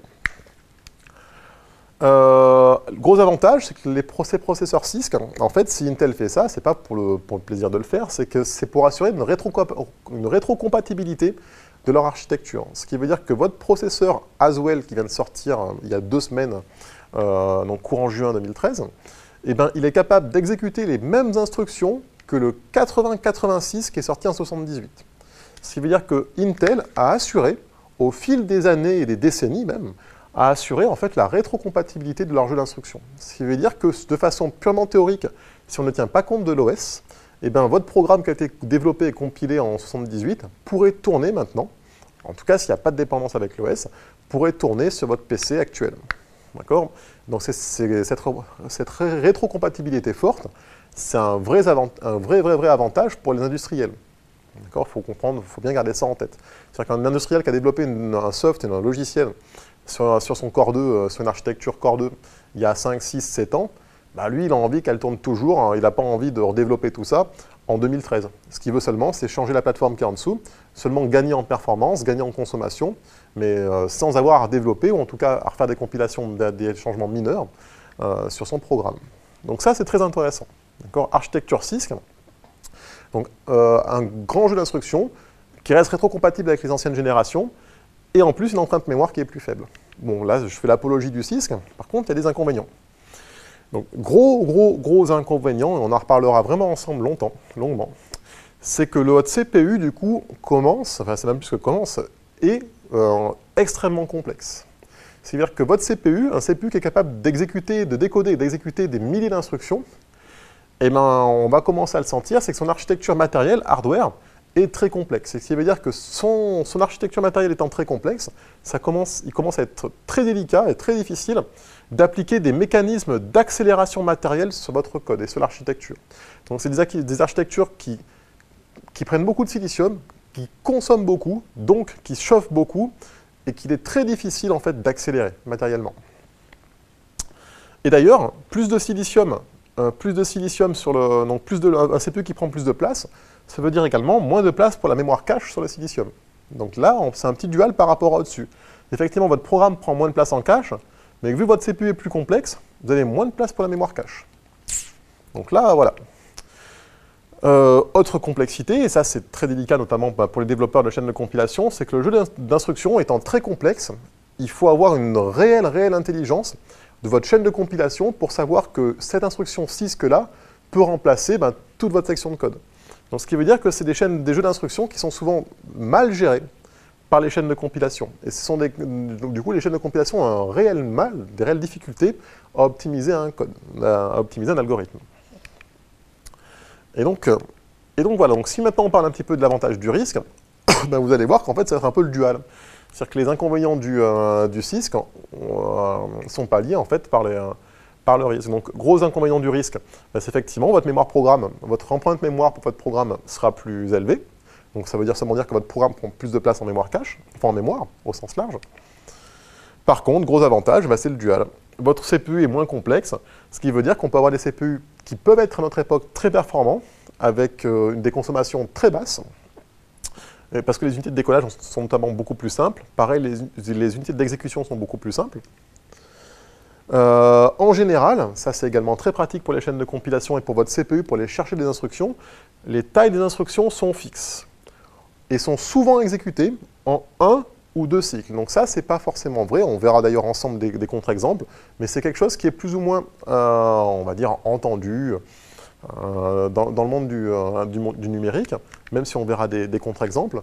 Par contre, le fait d'avoir des instructions de taille fixe, on va voir en fait que c'est un réel avantage en termes d'optimisation et de performance pour le cœur. On en parlera lorsqu'on parlera de processeurs superscalaires. On va voir que très bientôt, dans quelques heures de cours, votre processeur est capable d'aller chercher plusieurs instructions parallèles d'un coup. D'accord, plusieurs, ça dépend du processeur après. Donc, vous allez voir que le travail est grandement simplifié pour votre processeur si les instructions sont de taille fixe. Ce qui ne sera pas le cas pour un processeur Intel, qui est un processeur CISC, et on aura un esprit critique d'ailleurs là-dessus. Et puis après, donc ça veut dire jeu d'instructions aussi simple à appréhender pour le développeur. Donc il y a encore des développeurs qui travaillent en assembleur à notre époque. D'accord, j'en vois tous les ans des projets en assembleur, pas beaucoup, 1, 2, mais j'en vois encore tous les ans. Et ça veut dire que si votre programme et votre jeu d'instructions est facile à appréhender par le développeur, ça veut dire qu'il est également facile à appréhender par la chaîne de compilation. Et il y a certaines architectures qui offrent des facteurs d'optimisation assez énormes. Ça veut dire effectivement, vu que votre chaîne de compilation a moins d'instructions à gérer sous les yeux pour optimiser votre code, son travail va être dans l'ensemble relativement simplifié. Donc, bien sûr, tout est relatif, mais par exemple, sur l'architecture Texas, sur les DSP de chez Texas, on peut avoir des facteurs d'optimisation de plusieurs centaines de pourcents sur un code. Donc ça peut être effectivement extrêmement intéressant. Donc maintenant qu'on a parlé un petit peu de jeux d'instructions, qu'est-ce que c'est l'assembleur? Qu'est-ce que c'est une instruction? Voir que ce n'est pas universel. Et en tout cas, discuter un petit peu ensemble que ces instructions peuvent être classées en grandes familles, CISC ou RISC, etc. On va voir maintenant deux processeurs. Un processeur CISC et un processeur RISC. Pour voir un petit peu la différence. Et on ne prend pas par hasard, on ne va pas prendre n'importe quel processeur. On va prendre en fait deux processeurs historiques de chez Intel. Donc le premier, c'est un processeur RISC, qui est le 8051, qui est sorti, qui a été paru en 1980 chez Intel. Donc là, vous devez vous dire, super, le prof, il nous parle d'un processeur qui a 30 ans, c'est complètement has-been. Mais en fait, pas du tout. Alors, pourquoi je vous dis ça? Effectivement, ce processeur-là qu'on voit ici, donc là, ce n'est que le CPU. D'accord? Ce n'est que le CPU, hein, c'est le GPP, General Purpose Processor. En fait, ce n'est que le CPU. C'est un processeur RISC, on va voir son jeu d'instructions. Ben, ce processeur-là, ce CPU-là, est toujours utilisé à notre époque. Par exemple, si vous prenez un microcontrôleur, donc MCU, de chez Scilab, qui est un fabricant de microcontrôleurs, et ben ce microcontrôleur-là utilise, même en 2012, même en 2013 à notre époque, utilise le même CPU Intel qu'en 1980. Donc pourquoi en fait ce CPU-là est très utilisé? Ben, tout simplement, 1980 c'est la date de parution, 20 ans plus tard, tous les brevets sont tombés, ce qui veut dire que n'importe quel fondeur de silicium, n'importe quel fabricant de microcontrôleurs peut, à notre époque, utiliser ces cœurs-là pour les intégrer dans leur microcontrôleur. Et donc, ben, du coup, beaucoup ne s'en privent pas. Hein. Par exemple, ils sont très utilisés chez NXP, encore le 8051. Donc effectivement, ces sociétés-là fournissent des microcontrôleurs avec des CPU qui datent d'il y a 30 ans, mais c'est pas grave, c'est pas ça qui les intéresse. Ce qui les intéresse, c'est que les procédés de fabrication sont très mûrs, c'est un CPU qui est très robuste, qui est très bien connu des développeurs, qui est très stable et qui offre une très faible consommation. Et donc effectivement, donc voilà. Donc ça, processeur RISC, sorti en 1980 et qui est toujours utilisé à notre époque, et même beaucoup utilisé, encore le 8051. Et donc, voilà son jeu d'instructions. Donc là, ce que vous pouvez voir, ce sont toutes les instructions qui est capable d'exécuter notre processeur. Donc elles sont toutes là, avec un léger descriptif juste à côté. Donc effectivement, tout est là. Donc notre processeur, si on reprend un petit peu de recul, notre processeur, il sait faire que ça. Donc comme instruction, qu'est-ce qu'on va avoir? On va avoir du add, effectivement addition, move. Donc effectivement, move, ça va être pour déplacer une donnée en fait de la mémoire vers le CPU ou du CPU vers la mémoire. On va avoir du NOP, ça veut dire nos opérations, on en a parlé rapidement tout à l'heure, mul comme multiplication, du sub comme de la soustraction, etc. etc. Div comme division, J ici, il y en a plein, c'est des jump. Donc ça, c'est des instructions de saut pour faire des sauts en mémoire programme. Donc typiquement, c'est ça qu'on va utiliser, c'est jump, pour implémenter des structures de contrôle. If, for, while, do while, etc. Donc voilà, votre processeur ne sait faire que ça, et ça, on appelle ça son instruction set, son jeu d'instructions. Voilà. Et ça, c'est un jeu d'instructions RISC qui date des années 80. Donc effectivement, beaucoup de processeurs, par exemple le processeur qu'on utilisera nous ensemble au second semestre, en première année, ce sera un CPU donc, de chez Microchip, un microcontrôleur de chez Microchip, avec un CPU RISC, et qui sera exécuté, en gros, c'est de la famille des PIC18, en gros 75-80 instructions. Et ça reste un CPU RISC, 75-80 instructions. Notre DSP en deuxième année, lui, sera implémenté, sera capable de décoder, d'exécuter à peu près 120-130 instructions. D'accord? Mais ça reste toujours un CPU RISC. Donc maintenant, on va aller mirer vers le CISC, et on va voir le premier CPU CISC qui est paru. Donc, et là, en termes de vocabulaire, il y a une notion qui va être très importante. Donc ça, il faut bien l'écouter. C'est le 8086 de Intel. Donc c'était un CPU 16 bits, on va voir ce que ça veut dire plus tard, un CPU 16 bits. Donc rappelez-vous, hein, ce n'est que le CPU. À ça, il faut lui rajouter de la mémoire, des périphériques, etc. Et ça, en fait, c'est le CPU qui est à la base de tous les processeurs modernes. Ça veut dire que même votre processeur Haswell qui vient de sortir là il y a quelques semaines en 2013, eh bien, il est capable d'exécuter les mêmes instructions que le 8086 que vous voyez ici. Donc ça, en fait, c'est vraiment l'ancêtre de tous les processeurs Intel modernes depuis plus de 30 ans. Et donc, pourquoi on appelle ça, en fait, les processeurs Intel? Pourquoi souvent on parle de ce processeur x86? Eh bien, c'est hérité de ce nom-là, en fait, du nom de code du processeur de cette puce-là, qu'on appelait le 8086. Et donc, tout processeur Intel moderne, voilà, c'est exécuter les mêmes instructions que le 8086. Bien sûr, la réciproque n'est pas vraie. Hein. D'accord, le 8086, il ne sait pas exécuter les instructions complexes d'un Haswell. Et donc là, vous pouvez voir sur 2 pages, hop, vous les avez ici. Voilà, en gros, le premier jeu d'instructions CISC qui est paru, qui a été fourni par Intel. Donc en gros, il y en a, je ne les ai pas comptés, un petit peu plus d'une centaine d'instructions. Et ça, en gros, c'est tout ce que sait faire votre processeur. Et donc là-dedans, il y a certaines instructions qui sont des instructions RISC classiques. Add, ça reste une addition, hein, ça reste la même addition qu'on a vue précédemment. Ind, c'est un et logique. Donc là-dedans, il y a du RISC. Il y a des instructions très simples, très élémentaires. Et là-dedans, il y a pourtant des instructions complexes. Et on va prendre un exemple. Donc le mieux, c'est de prendre un exemple. Je prends un petit bout de code en RISC et un petit bout de code en CISC.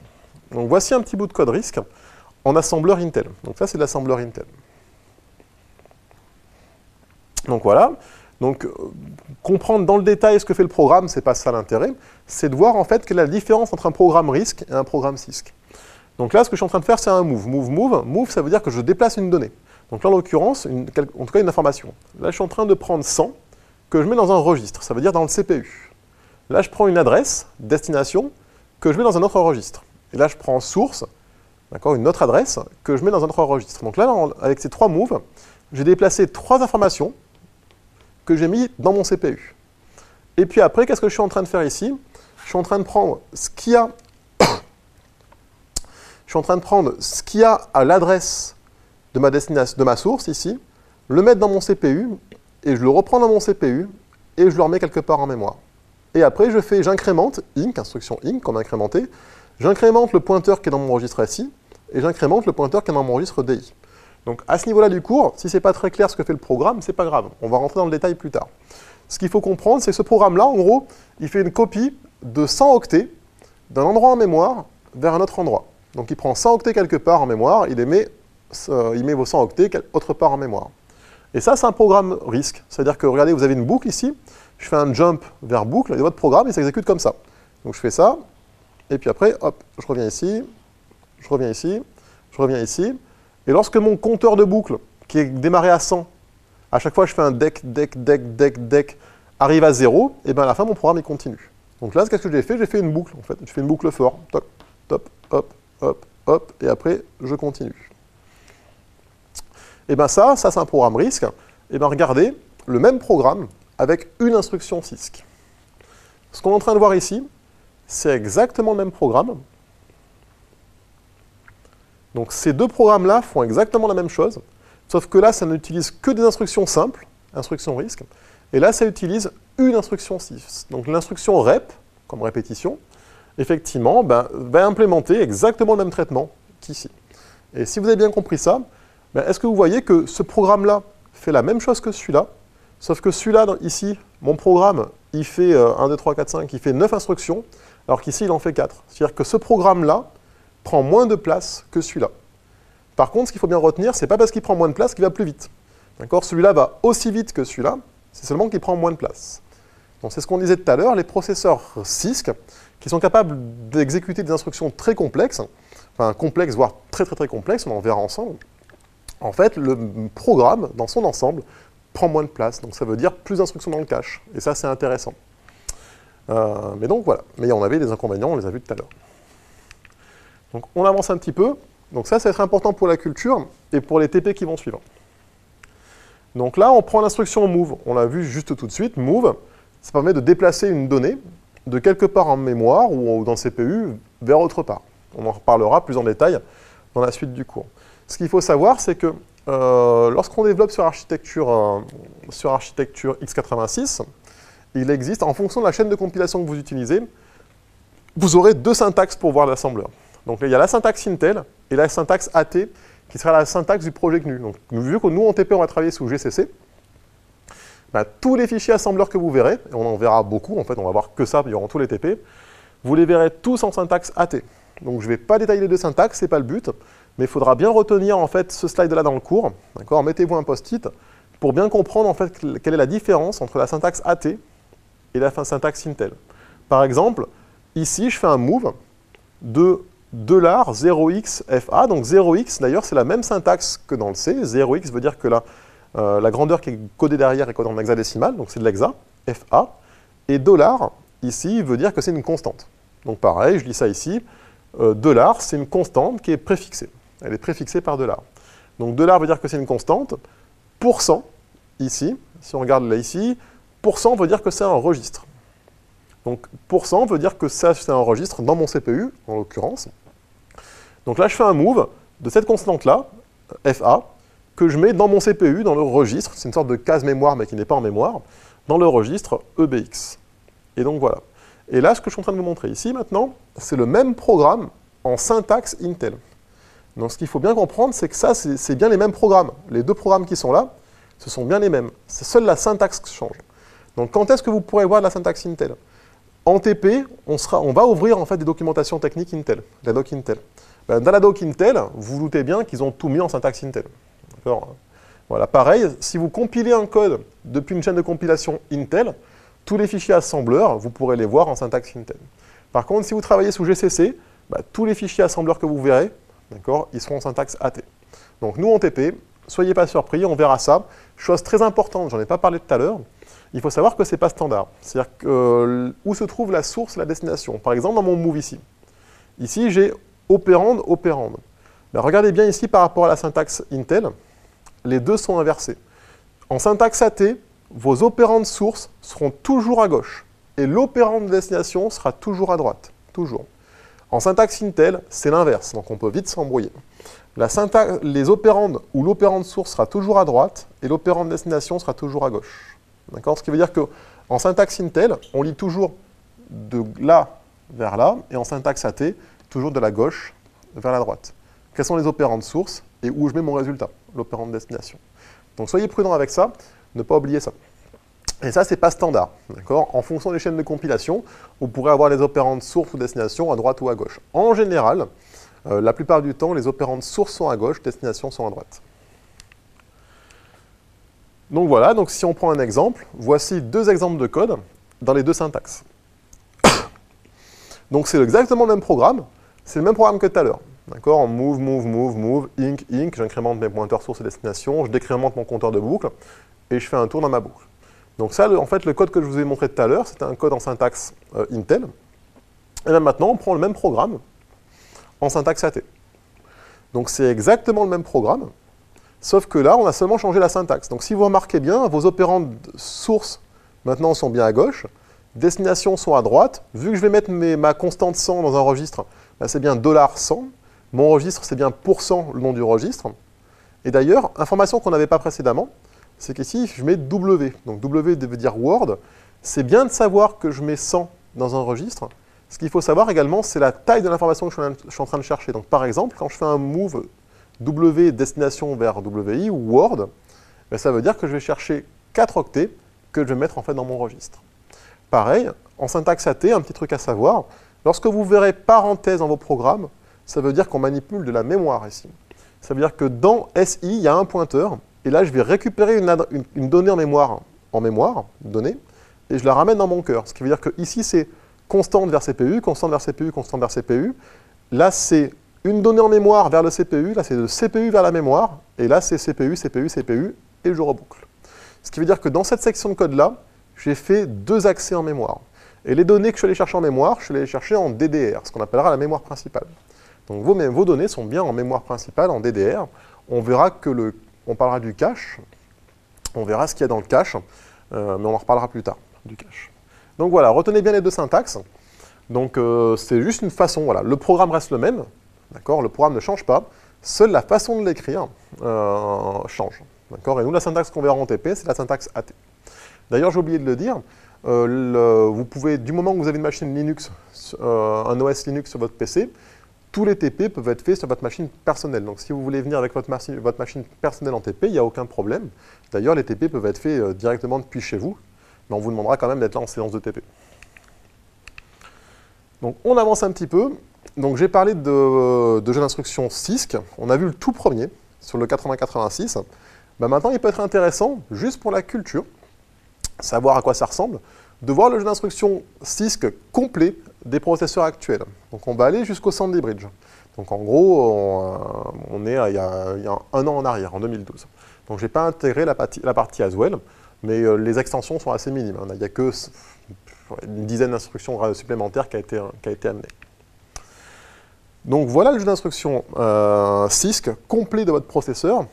Et ce qu'il faut bien voir là-dedans, c'est très dur à lire, mais c'est normal, hein, ce n'est pas le but de tout lire et de tout savoir, c'est que regardez bien ici, ce qu'on voit ici, c'est le jeu d'instruction original à la base du 8086. C'est les bases du 8086, celui-là. Et ici, on voit toutes les instructions qui étaient capables d'exécuter le 8086. Donc effectivement, on avait du add, de l'addition, du and, etc. Et donc ça, en fait, c'est toutes les instructions qu'on avait dans notre tableau précédemment. Les instructions du tableau. Et puis, il y a eu de nouvelles générations de processeurs. Il y a eu notamment le 186, 286, 386, le Pentium Pro, le Pentium 3, 4, etc., etc., etc. Et bien, au fur et à mesure que ces générations de processeurs sont arrivées, et bien, votre processeur, votre CPU, supportait de nouvelles extensions du jeu d'instruction. Et maintenant, on se retrouvait, par exemple, donc là, c'est avec jusqu'au P4, avec un processeur qui était capable de décoder et d'exécuter toutes les instructions qu'on peut voir sur ce tableau-là. Et là, chose que je n'ai pas encore dit, il ne s'agit que des instructions qui manipulent les formats entiers, et uniquement des entiers. D'accord? Donc ça, ce sont que les instructions scalaires, élémentaires, qui manipulent les formats entiers.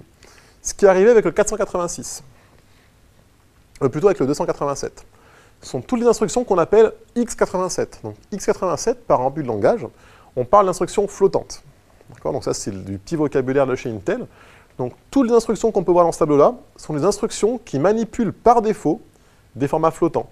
Donc vous remarquerez, elles sont toutes préfixées par F.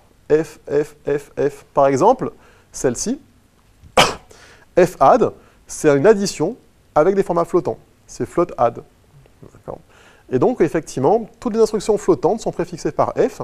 Et donc ça, elles sont arrivées d'ailleurs assez tôt, avec le 287, plutôt le 8087, et sont maintenant supportées nativement par n'importe quel processeur de chez Intel.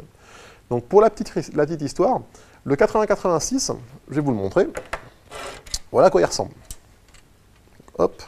Ça, on va dire, c'est l'ancêtre de vos cartes mères. Donc ce qu'on voit ici, c'est le processeur. Hop. Ce qu'on voit ici, c'est le processeur. Voilà. Donc ça, c'est un 8080. Alors pour être rigoureux, c'est un 8085. C'est la génération juste avant du 8086, mais en gros, ils sont très très très proches. Et ce qu'on voit ici, tout autour, c'était le problème qu'on avait à l'époque. C'était le problème de mémoire. Donc d'ailleurs, on peut sentir pourquoi à l'époque, on est dans les années 70-80, pourquoi Intel a fait le choix du CISC. Parce qu'effectivement, on avait des gros problèmes de stockage à l'époque. D'accord, embarquer de la mémoire, c'est un vrai problème. Chose qui n'est plus vraie à notre époque. C'est pour ça que depuis 10-15 ans, beaucoup de fondeurs ont fait le choix du RISC. Mais pourquoi Intel est resté sur le CISC? C'est qu'ils n'ont plus le choix, ayant un leadership, ils doivent assurer toujours maintenant une rétrocompatibilité. Toujours. Là où d'autres fondeurs sont partis d'une feuille vierge et ont redesigné des nouvelles familles de processeurs. Par exemple ARM, et encore plus récente, c'est les processeurs DSP de chez Texas. La famille C6000, qui est vraiment très jeune, à l'échelle des processeurs numériques, elle a une dizaine d'années, mais qui a été entièrement repensée et qui est extrêmement performante pour du traitement numérique du signal. Donc voici le 8085. Il faut savoir qu'à l'époque, le 8087, dont on est en train de parler ici, c'était un coprocesseur. D'accord? Donc sur votre PC, donc en fait, on va refaire un petit schéma. Sur votre carte mère, en gros, de l'époque,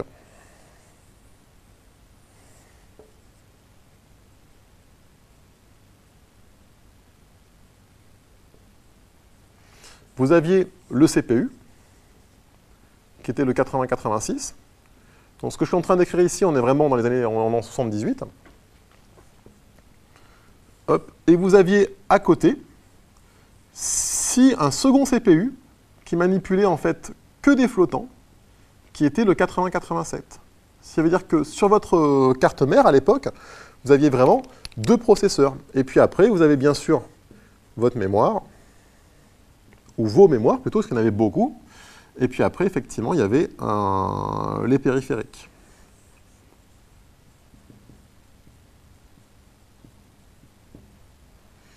D'accord? Donc à l'époque, le 8087, c'était un coprocesseur. C'était vraiment un second processeur. Et ça a été embarqué dans le processeur depuis le 486. Ce qui veut dire que depuis le 80-486 de chez Intel, en gros, votre CPU sait implémenter tout ça. Il sait qu'il est capable de faire ça de façon autonome sans avoir de coprocesseur à côté. Sauf que si on prend du recul, toujours maintenant, il faut bien comprendre, vos CPU Intel sont capables d'exécuter toutes les instructions entières qui sont ici, toutes les instructions flottantes qui sont ici, et c'est pas tout.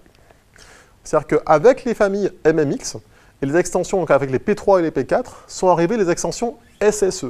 Donc ça, c'est une vraie avancée majeure à l'époque. C'est une grosse avancée majeure en termes de performance. Ce sont toutes des instructions qu'on dit SIMD, Single Instruction Multiple Data. Ce sont ce qu'on appelle les instructions, ici, ce qu'on appelle les instructions en fait vectorielles. C'est-à-dire que jusqu'à présent, votre processeur était un processeur scalaire. Depuis ces extensions-là, votre processeur est devenu un processeur vectoriel. On va prendre un exemple et vous allez voir que ça, c'est extrêmement puissant. Beaucoup de processeurs à notre époque sont des processeurs vectoriels. Dans vos téléphones portables, vos Cortex A15 par exemple, sont des processeurs vectoriels. Les DSP de chez TI, les dernières générations, sont également des processeurs vectoriels. Donc les processeurs Intel, c'est également le cas. Donc toutes les instructions qu'on voit ici sont des instructions vectorielles. Les instructions qui sont là manipulent que des flottants, ici que des entiers. D'accord? Donc elles sont classées toujours par format flottant, format entier. Et ici, ce sont toutes des instructions vectorielles, avec les extensions qui s'appellent MMX, SSE, SSE2, SSE3, 3.1, etc., etc. Donc on va prendre un exemple. Un processeur scalaire, c'est ce dont j'ai parlé tout à l'heure. Par exemple, je fais ça. Je fais un add, une addition, de ce qu'il y a dans un registre, plus ce qu'il y a dans un autre registre, et je remets ça dans ce registre-là. Donc je fais une addition, c'est tout simple. Ce qui veut dire que mes opérandes ici sont bien des scalaires. Je fais un scalaire plus un scalaire et je remets ça dans un registre. Donc ça, c'est voilà, une opération scalaire. Maintenant, le principe d'une opération vectorielle, c'est qu'on va prendre un exemple d'instruction. C'est le cas donc, de beaucoup de processeurs modernes, notamment vos processeurs sur PC depuis le Pentium. C'est que ici, je prends une instruction, qu'un exemple. Par exemple, ça s'appelle DPPS, ça veut dire dot product, produit scalaire, P comme packet, comme un paquet de single, de simple précision, de flottant. Donc je fais un produit scalaire sur un paquet de flottants. Et ici, qu'est-ce qu'on fait en fait ici? Je fais un registre, produit scalaire dans notre registre, et je remets ça dans le même registre. Donc on va voir qu'en fait, que dans ces registres-là, ce sont des registres qui sont très longs, et là-dedans, je n'ai pas un scalaire, mais en fait, ce sont des vecteurs. J'ai plusieurs données. Donc le plus simple, c'est de prendre un exemple. On prend l'exemple dot product packet single, voilà. On prend un exemple de la doc, donc là on est dans la doc Intel, on prend un petit extrait.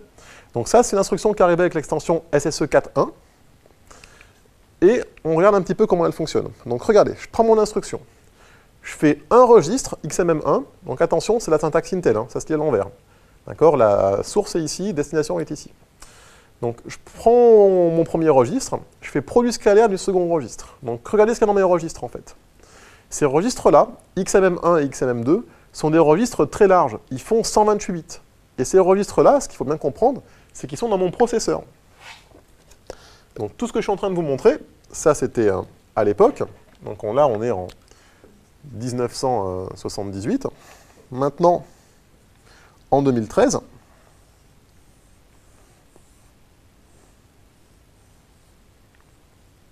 dans mon CPU, donc j'ai toujours la même architecture.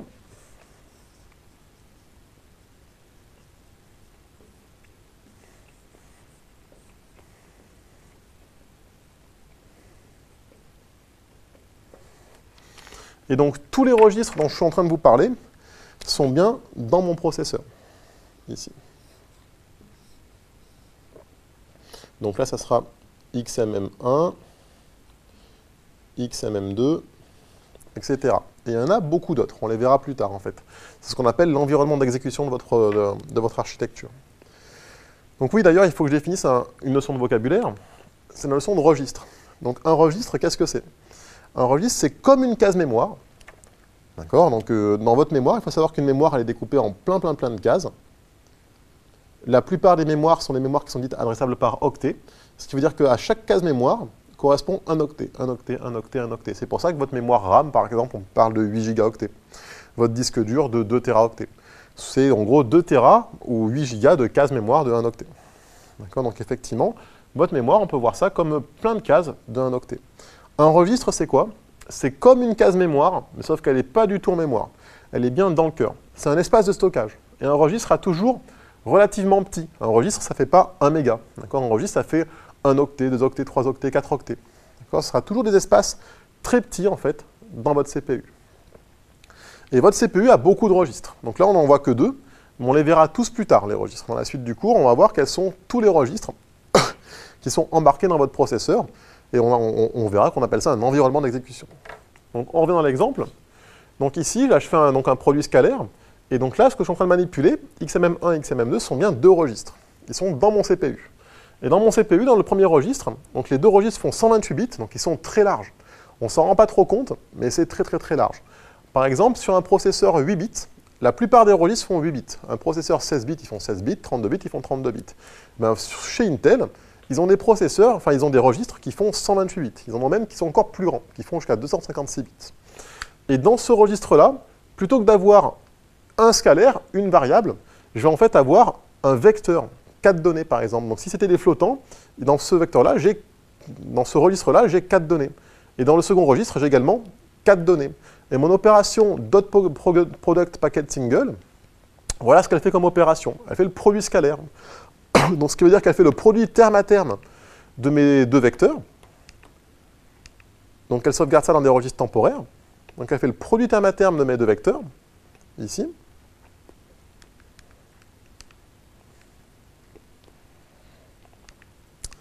Et une fois qu'elle a fait le produit terme à terme, elle va sommer les différents produits. Résultat, du coup, de la multiplication terme à terme des 2 vecteurs. Et du coup, à la fin de ces opérations-là, hop, et ben, je vais avoir mon résultat. Ce qui veut dire que mon résultat, on a vu ma destination, elle est sauvegardée dans XMM. Il y a peut-être une petite erreur dans le slide. Oui, il doit y avoir une petite inversion dans le slide. Ça va être dans XMM2, ici. Mais en tout cas, à la fin de mon opération, qu'est-ce qui est sauvegardé? Eh bien, c'est le résultat de mon produit scalaire, ici.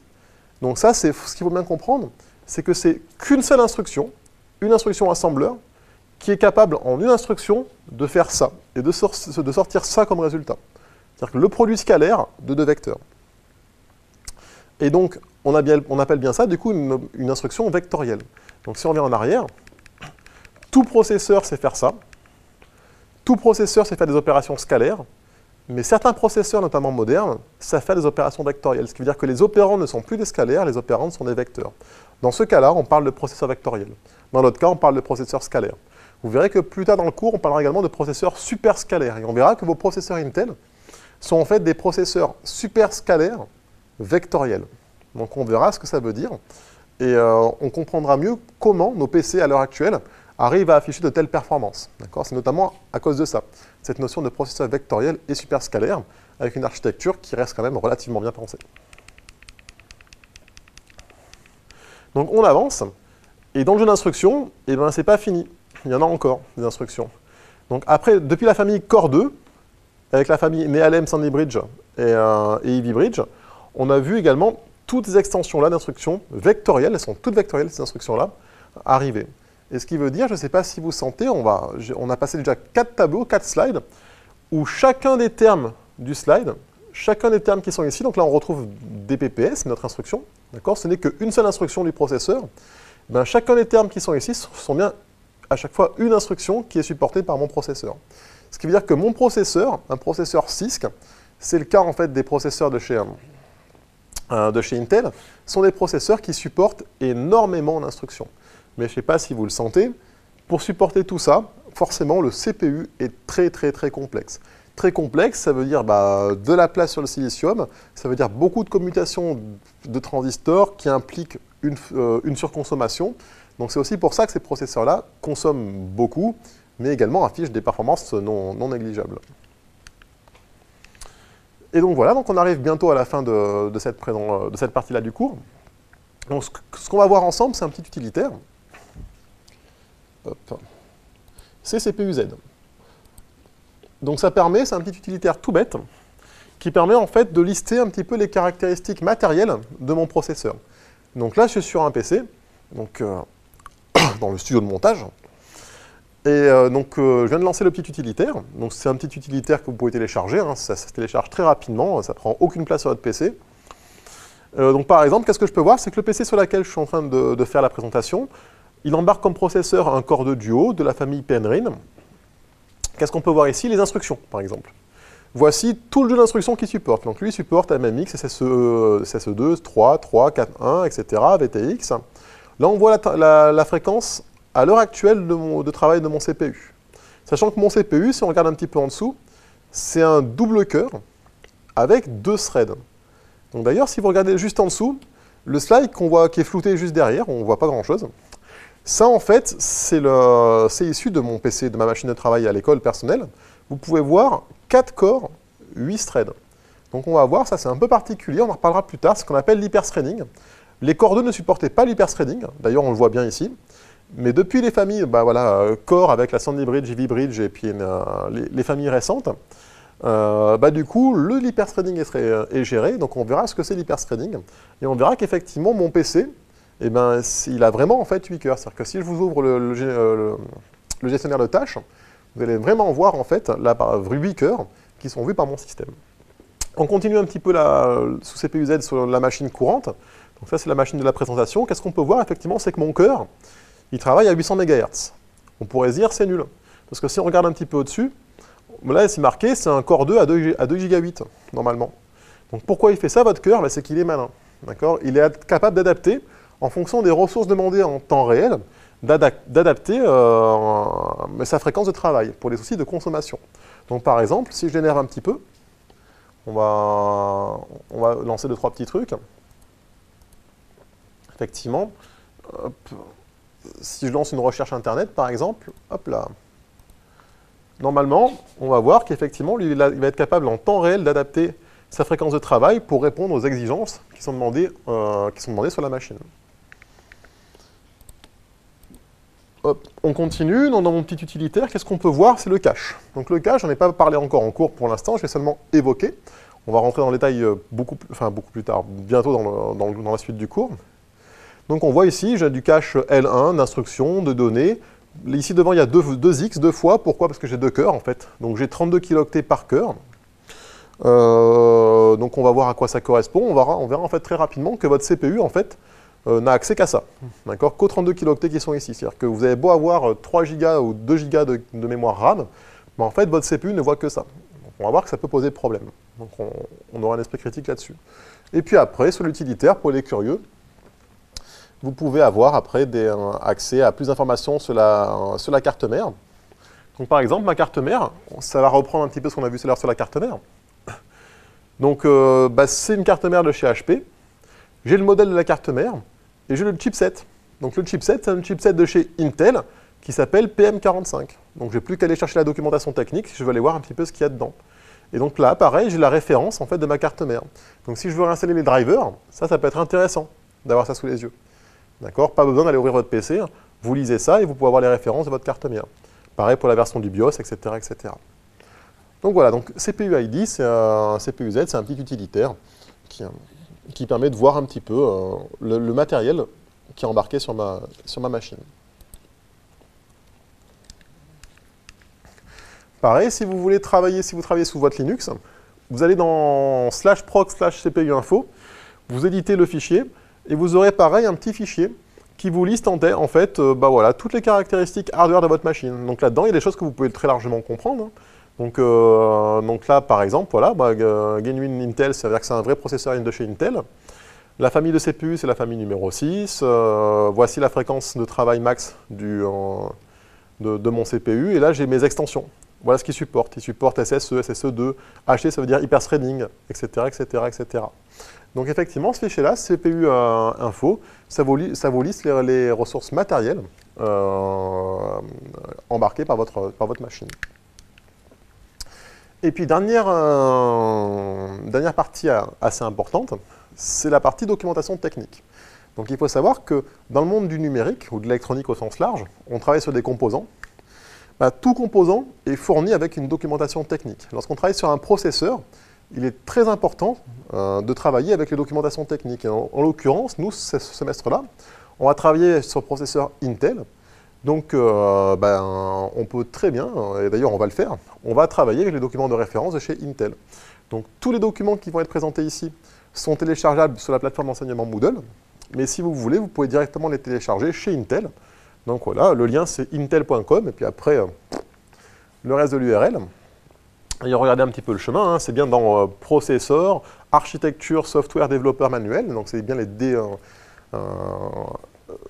pour la partie, donc pour les développeurs, et pour avoir l'architecture et le matériel de votre architecture. Et donc sur cette page-là, vous pouvez télécharger en fait tous les documents de référence de chez Intel.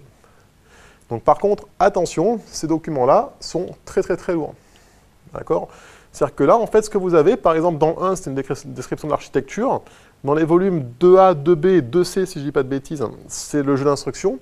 Et bien, ça peut commencer à être lourd à lire. C'est-à-dire que si vous aurez ces documents-là, vous croisez les doigts, vous regardez le nombre de pages, et là, c'est un échec. Pourquoi ? Parce que ces documents-là, en gros, ils font 1000, 1500 pages quasiment chacun. Donc effectivement, c'est lourd à lire, mais ça ne se lit pas en fait de A à Z. Ça ne se lit pas comme un livre. Ça se parcourt et ça se manipule avec la commande CTRL-Z, la commande magique du développeur. C'est qu'effectivement, si vous voulez avoir une information sur une instruction, qu'est-ce que vous faites? Vous ouvrez le document, vous recherchez en fait par mots-clés ce qui vous intéresse et vous ne lisez que les parties qui vous intéressent. D'accord? Hors de question de lire de A à Z ces documents-là. Ce serait vraiment une perte de temps et d'ailleurs ça serait assez lourd. Et donc voilà. Donc à ce niveau-là du cours, donc premier chapitre. On a posé le domaine, le contexte, on a vu les grands acteurs du marché.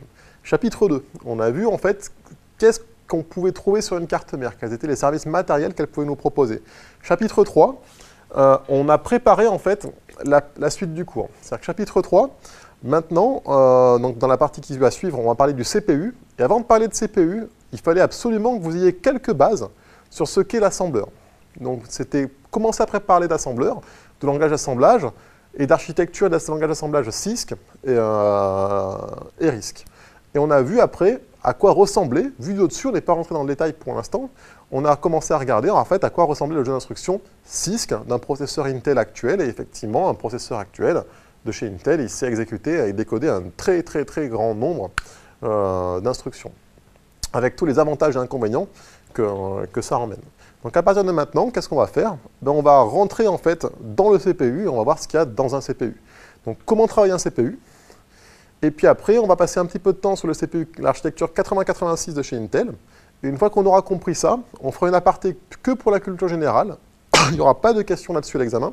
Mais on passera 1 heure, 1 heure et demie sur comprendre le pipeline matériel hardware d'un processeur actuel, donc de la famille Sandy Bridge. Donc voilà, donc dans la suite du cours, on parle de CPU. Donc merci de votre attention.